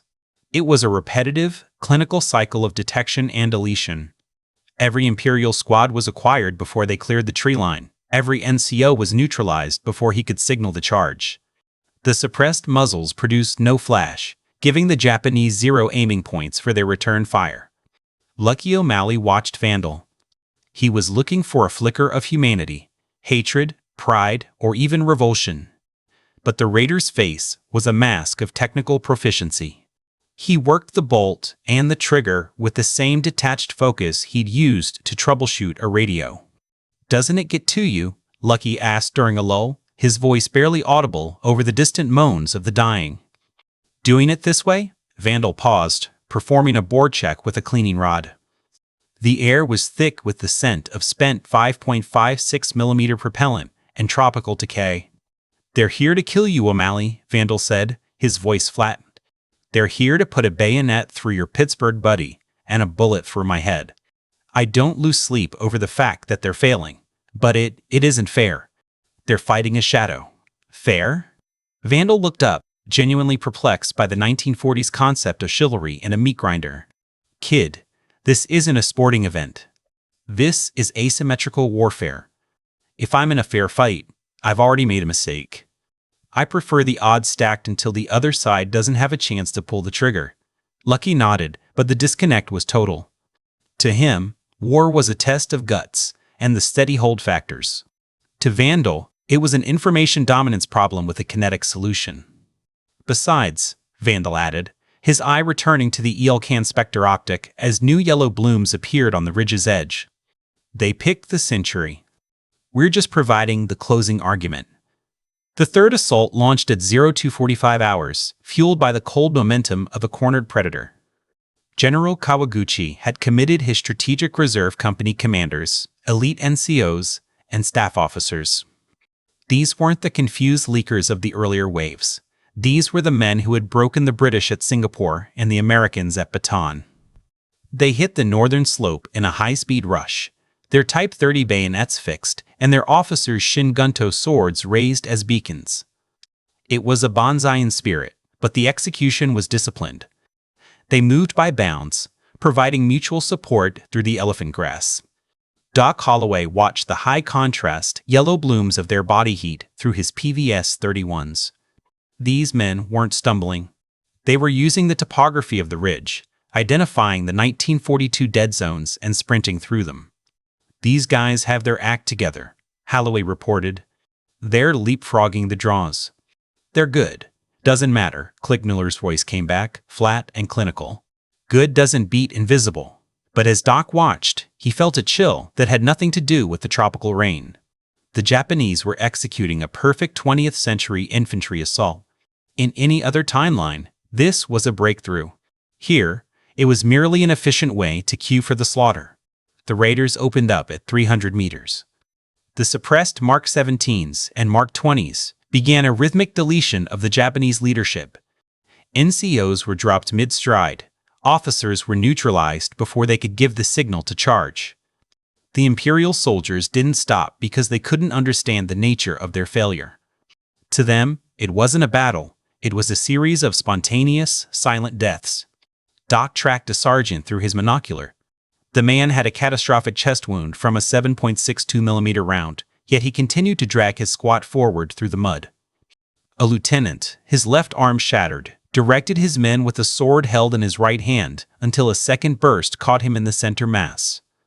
They just won't quit, Holloway breathed, watching a soldier crawl forward on his hands and knees, leaving a dark thermal trail of arterial spray. They will, Thorne's voice crackled. The math says they have to. At 0315 hours, the assault finally hemorrhaged its last bit of momentum. It didn't break because of a lack of spirit. It broke because there were simply no bodies left to move. The asymmetrical reality of modern ballistics had reduced an elite regiment to a carpet of cooling corpses. Lucky O'Malley sat in his pit, his hand shaking. In 6 hours, he had seen 12 men with magic weapons erase a military legend. It wasn't a defeat, it was a surgical removal. Is it over? He whispered to Vandal. Vandal checked his Elkin optic, scanning the tall grass. The sensor net showed only the static heat of the dead. Yeah, kid, Vandal said, flipping up his dual tubes. It's over. But as he spoke, Sparky's tablet let out a sharp digital chime. Battery 23%. Thermal sensors degraded. The Black Hornet's feed pixelated into a gray smear. Klickmüller's thermal scope flickered and died, the internal processor failing as the lithium-ion cells hit the voltage cliff. Across the line, the technological advantages were collapsing in a synchronized failure. The 21st century was receding. Thorne watched his ATOC display dim as it hit 21%. The God's eye view was vanishing. The raiders were about to become mortal in a world that still had plenty of enemies left. He keyed the net, his voice regaining its hard edge. All call signs. Actual. Prep for conventional engagement. The unfair fight is about to get very fair. In the distance, beyond the range of the dying night vision, the jungle began to rustle. Fresh Japanese reinforcements were moving through the dark. This time, there would be no thermal silhouettes, no silent kills, no magic. The age of miracles had ended. The age of grit was about to begin. The grind. The Audiobook tablet's OLED screen flickered in Thorne's hands. 23%. 22. 21. Each drop in the lithium-ion cells felt like a sensory amputation. First the loss of high-fidelity color, then depth perception, then the tactical God's eye view itself. Thorne crouched behind a shattered Japanese bunker, watching the digital overlay that had made him feel like an immortal commander fade into pixelated ghosts. The blue icons representing MSOT 8222 were still there, but the GPS coordinates were beginning to drift. Without the Black Hornet acting as a local relay, the satellite handshake was becoming intermittent. Actual, sparky. The Hornet's experiencing flight instability. Power rail failure on motor 3.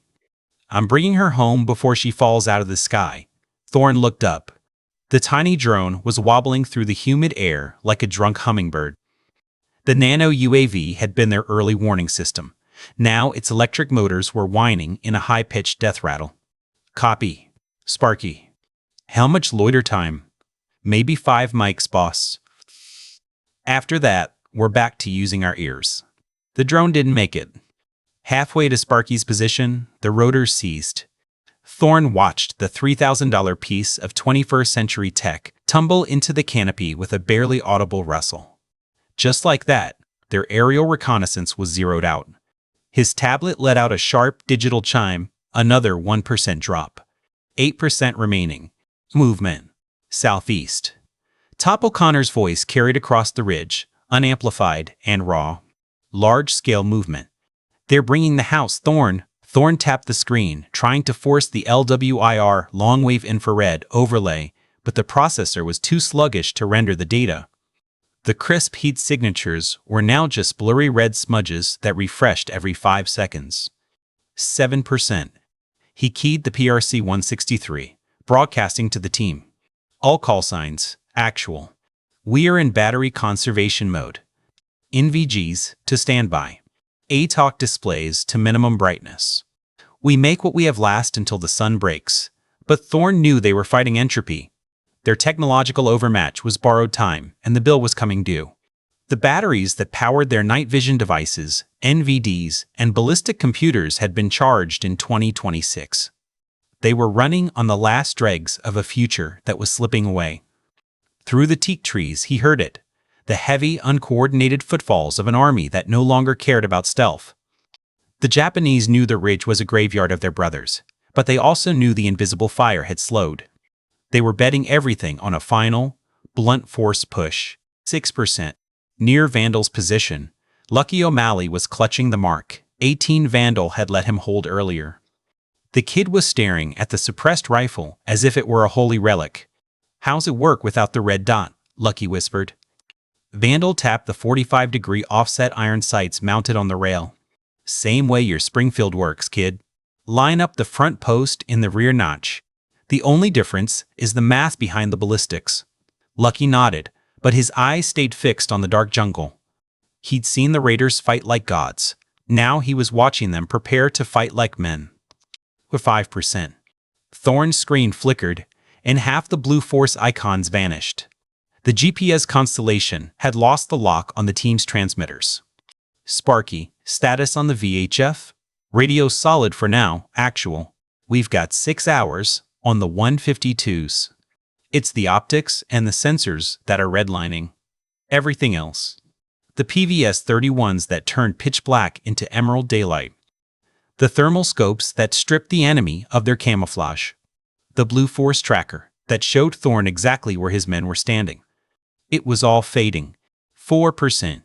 The tablet went black for 3 seconds before stuttering back to life. The map was corrupted, showing their position in the middle of the Pacific. The GPS fix was dead. Then the sound hit them. The rhythmic, guttural chant that had haunted the Pacific since 1941. Banzai. Holoe. 10 no Haika Banzai. The final wave was coming, and this time, the raiders were going to have to fight it with iron sights and cold steel. The first muzzle flash lanced through the canopy, followed by the sharp metallic crack of an Arisaka Type 38. Then a dozen more. The Japanese had abandoned the Shinyu, the silent infiltration, and were now employing reconnaissance by fire, pouring lead into the ridge to force a response. Thorne's ATOC tablet stuttered, flashed a final critical power warning at 3%, and died. The screen went black, leaving him staring at his own reflection in the Gorilla Glass. He was now commanding blind, stripped of the digital tether that had linked him to the 21st century. All call signs, sound off, Thorne barked into his PRC-163. Report by voice. Give me a Sci-Tree P. Alpha, still in the wire, Top's voice came through, grittier and strained. Bravo, locked and loaded, Vandal responded. Charlie, aid station is green, Doc called back. Delta, comms are up, Sparky confirmed. 4 voices. Out of 12 raiders, the rest were either black on comms or suppressed under a weight of fire that made reaching for a radio a death sentence. Thorne was back to the fundamentals of infantry command, shouting hand signals and the absolute trust that his men were holding their sectors without a digital icon to prove it. A heavy, staccato rhythm erupted from Top's position, the Mark 48 Mod 1 machine gun. But the bursts were shorter now, 3 to 5 rounds instead of the sustained talking fire of the earlier waves. Top was rationing his 7.62 NATO link. Then the Mark 48 went silent. Actual, Top. I'm drawing the belt. Switching to a local pickup. Through the strobe of muzzle flashes, Thorne saw the massive raider abandon his modern machine gun. He lunged for a fallen 1942 Marine and scooped up a Browning automatic rifle. Top checked the action of the BAR with the instinctive muscle memory of a man who had studied every weapon in the Marine inventory. When he opened fire, the sound was a slow, sledgehammer thud, the 30-06 rounds hitting with a lower cyclic rate, but a devastating kinetic punch.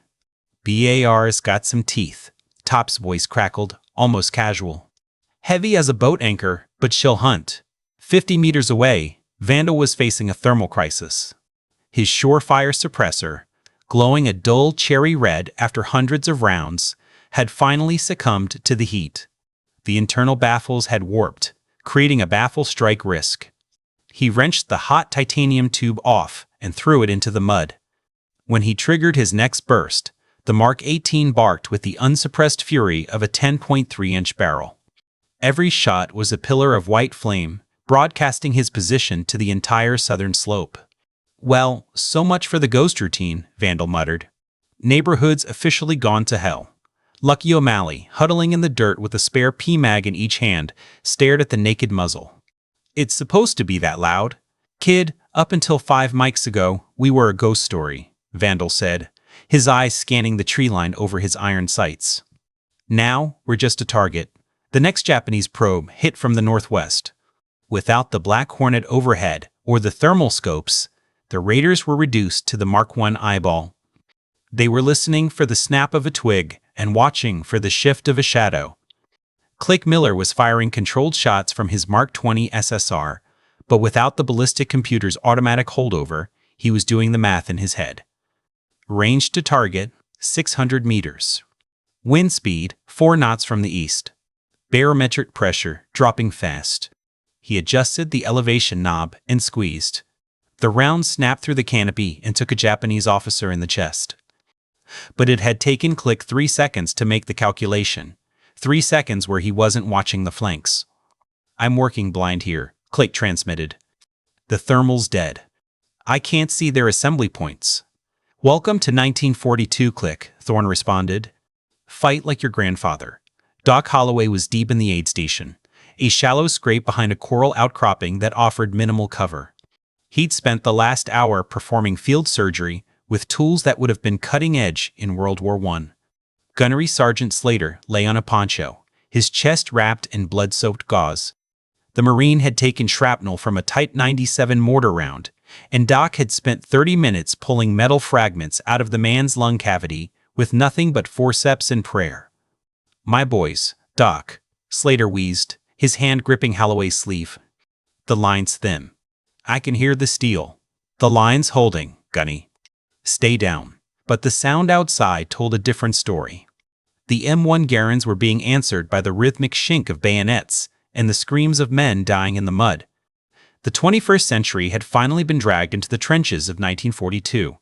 The Japanese breakthrough hit at 0347 hours.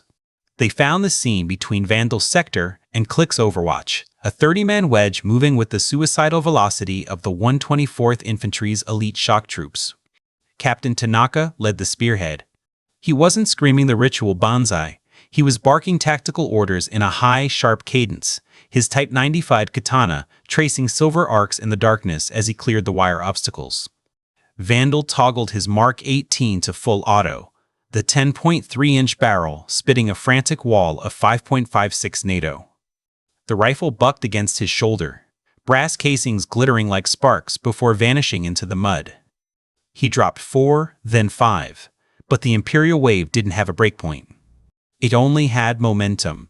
Lucky O'Malley was fumbling with a PMAG, his hands vibrating with an uncontrollable palsy.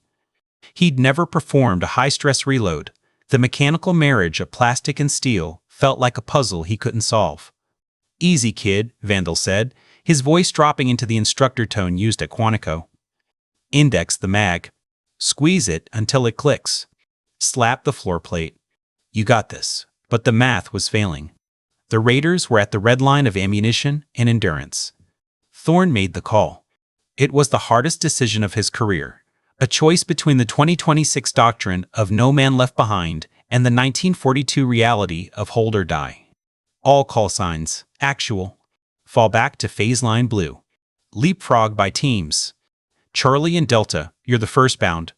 Alpha and Bravo, provide suppressive cover. Phase line blue was a jagged rocky outcropping 100 meters to the rear. It offered a defensible last stand posture, but it meant abandoning the established perimeter. It meant abandoning the immobile, actual dock. "I've got 3 non-ambulatory," Holloway's voice crackled, raw with the realization of what was coming. "They won't survive a carry under fire." Thorne felt the weight of the decision like a physical blow. In 2026, he'd have a medevac bird on station with a PJ and a hoist. He'd have a Predator loitering overhead with a Hellfire to clear the path. Here, he only had the cold equations of the infantry. "Doc, take the walking wounded. Leave the others with a full load and the morphine. God forgive us." The withdrawal was a chaotic, rhythmic dance of fire and movement. Top O'Connor moved like a titan, the BAR thudding against his shoulder as he hammered the Japanese flank to keep the corridor open. Vandal hauled Lucky by his harness, dragging the kid toward the rocks. Lucky was staring back at the aid station, his eyes fixed on the 3 Marines left behind. "We can't just leave them, Sergeant. We can carry." "No, O'Malley." Vandal's voice was a whip crack. "If we slow down, the whole squad gets bayoneted in the back. That's the math. You live with it, or you die with them. The cold, binary logic of the battlefield." They reached the outcropping as the first Japanese squad swarmed over their old positions. From the abandoned aid station, Thorne heard the distinct, slow thud-thud-thud of a .45 caliber M1911 A1 being fired with deliberate terminal intent. Then, a final, heavy silence. The Raiders were broken. They were low on batteries, lower on ammo, and they had just paid the blood tax of the 20th century. But as the first hints of gray light began to bleed into the eastern sky, a new sound began to vibrate through the volcanic soil. A low-frequency rumble. Something heavy. Something mechanical. Sparky was staring at a terminal failure when the world buckled. It wasn't a radio signal, it was a localized atmospheric ionization that made his gear hum with a violent, electrostatic charge. He was huddled behind the jagged volcanic rock of the final line, trying to squeeze a final watt out of his lithium-ion reserves when the pulse hit. It felt like a wave of cold lightning passing through his marrow. Every electronic device on the ridge, from the Raiders' PRC-163s to the Japanese flashlights, flickered into a dead black void for 3 seconds. Then, the 21st century surged back to life with a vengeance. "Actual, you need to see the telemetry." Sparky's voice was crisp, the digital encryption suddenly devoid of the static that had plagued them for hours. Thorne low-crawled through the volcanic grit, Japanese 6.5mm rounds snapping overhead like angry wasps. He reached the comms hub to find Sparky staring at his spectrum analyzer as if it were an alien artifact. "Sitrep, Sparky. What happened?" "We just got hit by a high-altitude electromagnetic pulse, sir. By all the laws of physics, every circuit we have should be fried to a crisp." "Should be? Instead, it's a wireless induction charge. Look at the rails." Sparky pointed to the battery telemetry. "I was at 8% and falling. Now the cells are at 93% and the voltage is still climbing. It's like we're sitting inside a giant Tesla coil."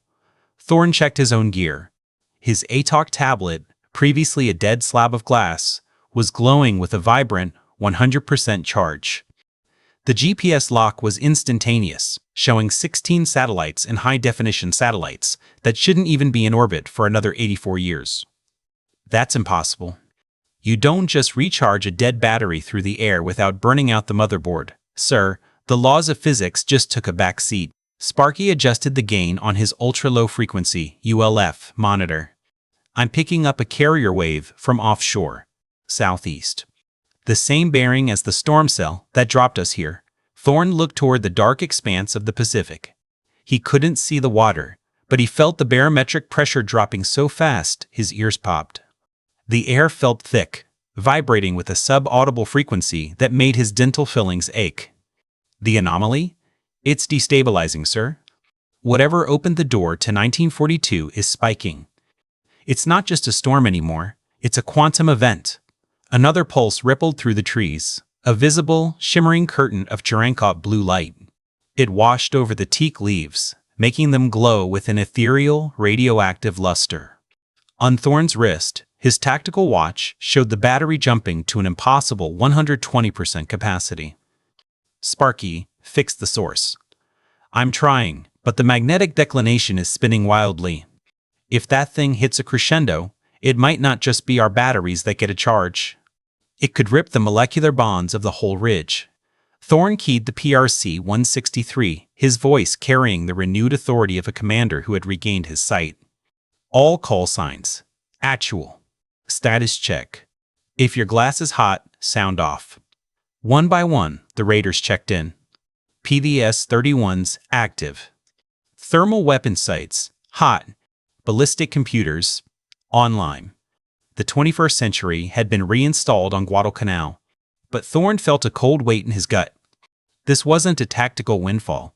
It was a side effect of a reality-warping catastrophe. The anomaly wasn't helping them. It was simply bleeding energy as it prepared to collapse. In the tree line, the Japanese were massing for the final all-in push. They were moving in the blue-tinted shadows, unaware that the ghosts had regained their supernatural vision. "We have the edge back," Thorne whispered, watching the yellow thermal blooms of the Japanese infantry reappear on his tablet. "But I think the bill for this miracle is going to be higher than we can pay." He checked his Mark 17, watched the Elkin red dot flare with a brilliant, overcharged intensity, and prepared for the final harvest. The ridge was glowing blue, a neon island in a 1942 sea, and the raiders were ready to turn that light into a funeral pyre for the Imperial Army. Epilogue. The Artifact, Quantico, Virginia. March 15, 2041. 0930 hours. The encrypted text from Marcus hit Colonel Elias Thorne's mobile device just as he passed the SBD Dauntless hanging from the ceiling of the National Museum of the Marine Corps. "Dad, found something in Grandpa's old footlocker. You need to see this now." It's not just a souvenir. The attached photo made Thorne's blood run cold. It was a manila envelope, heavily foxed with age, marked, "For my grandson, open only in emergency." Through a jagged tear in the flap, Thorne could see the header of a Navy MC 10182 form. It was a set of military orders dated January 1943, written in the distinctive, upright cursive of his grandfather. The grandfather who had been buried in Arlington in 1995, 4 years before Marcus was born. "Dad?" Marcus's voice cut through the sudden, high-pitched ringing in Thorne's ears. "You look like you've hit a tripwire." Thorne forced his diaphragm to settle, falling back on 20 years of MSOT breathing discipline. "Just a ghost, Marcus. Come on. There's one exhibit I've never shown you." He led his son through the Pacific Theater wing, bypassing the tourists at the Iwo Jima display. In a dimly lit corner sat a small case containing artifacts recovered from the Henderson Field sector. Among the rusted canteens and pitted bayonets lay a small, orange object that made Thorne's chest tighten. It was a Magpul PMag follower, the distinct polymer component of a 21st century rifle magazine that shouldn't have been invented for another 60 years. The placard read, "Unknown synthetic material recovered from Raider positions, Hill 123. Chemical analysis indicates a complex polymer inconsistent with 1940s manufacturing. Origin, classified. What is it?" Marcus asked. "A footprint," Thorne replied, staring at the piece of plastic he'd seen fall from Vandal's kit during the 0300 withdrawal. Sometimes the past is more crowded than the history books say. His phone buzzed. A message via the Signal app from Vandal, same place as last year.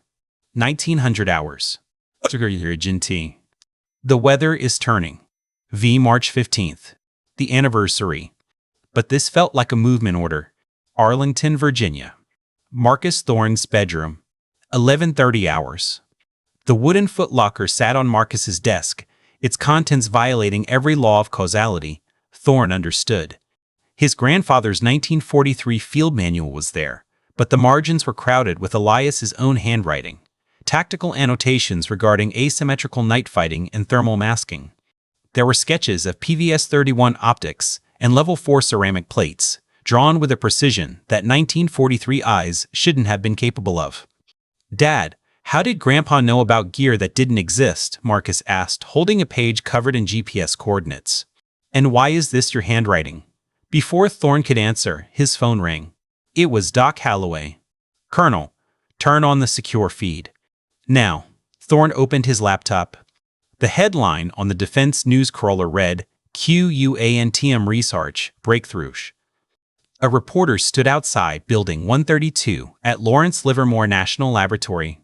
Sources within the Department of Energy report a cascade event in temporal mechanics involving what they term non-linear chronological displacement. This classified project, which reportedly began following a mysterious incident in 2026, is now being briefed to the Joint Chiefs. "Jesus," Marcus whispered. "It's real. The stories, they weren't stories." Thorne's phone exploded with a flurry of encrypted pings. "Doc, emergency meeting tonight. 1800 hours. Bring the insurance policy." "Vandal, roger that. The storm is back on the scope." "Sparky, signals intelligence is spiking. This is a full-scale activation. Georgetown, Washington, D.C. Old Ebbitt Grill. 1800 hours." They had secured the back room, a wood-paneled enclave favored by CIA desk chiefs and DARPA contractors. Vandal looked aged, the gray in his beard a testament to the 15 years he'd spent waiting for the other shoe to drop. Doc's hands, once the steadiest in the Corps, were gripped tight around a glass of neat bourbon. Sparky sat with his laptop open, his face a mask of data-driven anxiety. "Gentlemen," Thorne said, "meet my son Marcus.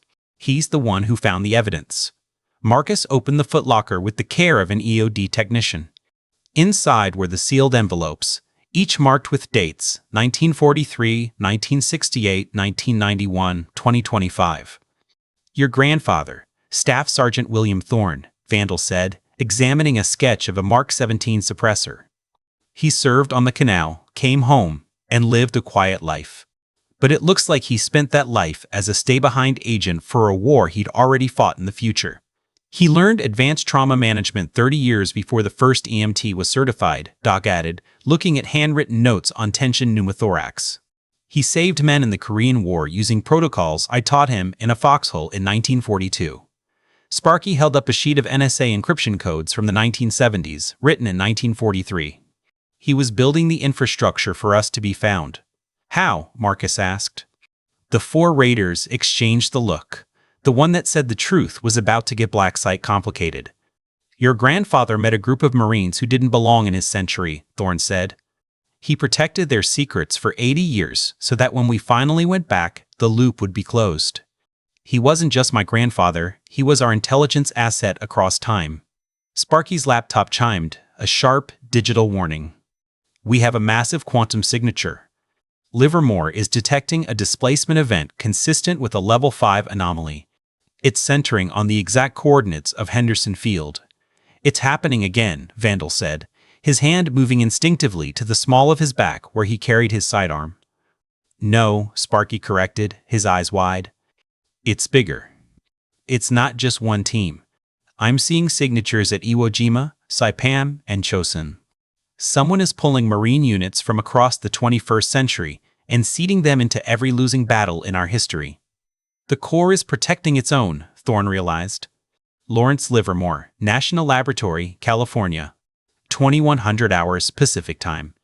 The basement of Building 132 was a hive of frantic activity. Dr. Sarah Chen, director of Temporal Research, stood before a wall of monitors that showed the Pacific Theater pulsing with red icons. Gentlemen, thank you for the rapid response, Chen said. We are witnessing Operation Temporal Guardian.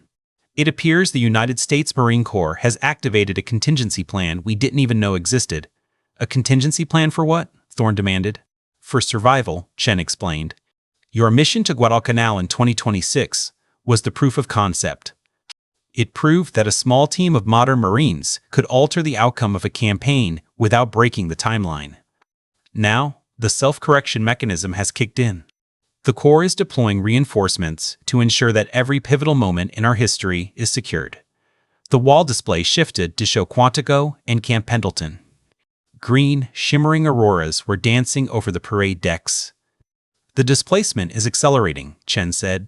We estimate a full deployment within 72 hours. We're seeing MV-22 Ospreys and M1A2 Abrams units disappearing from the current timeline and rematerializing in 1944. What happens to the world we leave behind? Marcus asked. The world adapts, Chen said softly. History is a self-healing organism. But it needs the white blood cells to fight the infection. You are those cells. A klaxon began to wail. The floor of the laboratory vibrated with a subsonic hum. Through the reinforced windows, the California desert night began to glow with a brilliant emerald light. Dad, Marcus said, his voice a mix of terror and awe. Are we going back? Thorne looked at his son, then at Vandal, Doc, and Sparky. He felt the weight of the M1911A1 in his holster, the weapon his grandfather had carried, handed down through a loop in time. No, son, Thorne said, his voice flat and professional, the tone of a man who had just received his final movement orders. We're going to work. The quantum storm swallowed the room, a blinding flash of 21st century power meeting 20th century destiny. Somewhere in the void, Staff Sergeant William Thorne was waiting for his grandson to finish the war they had started together. Time was no longer a prison. It was a combat theater, and the Marines were in the lead. You have been listening to The Glass Jungle, a production of the Outpost Paradox. The artifacts remain. The shadows on the ridge have faded, but the mission continues. Across the Pacific, across the decades, the Corps stands as the final self-correction in a fractured timeline. If you enjoyed this briefing, ensure your clearance remains active. Subscribe to the Outpost Paradox for more classified accounts of military history and the things that lie beneath it. Semper Fidelis.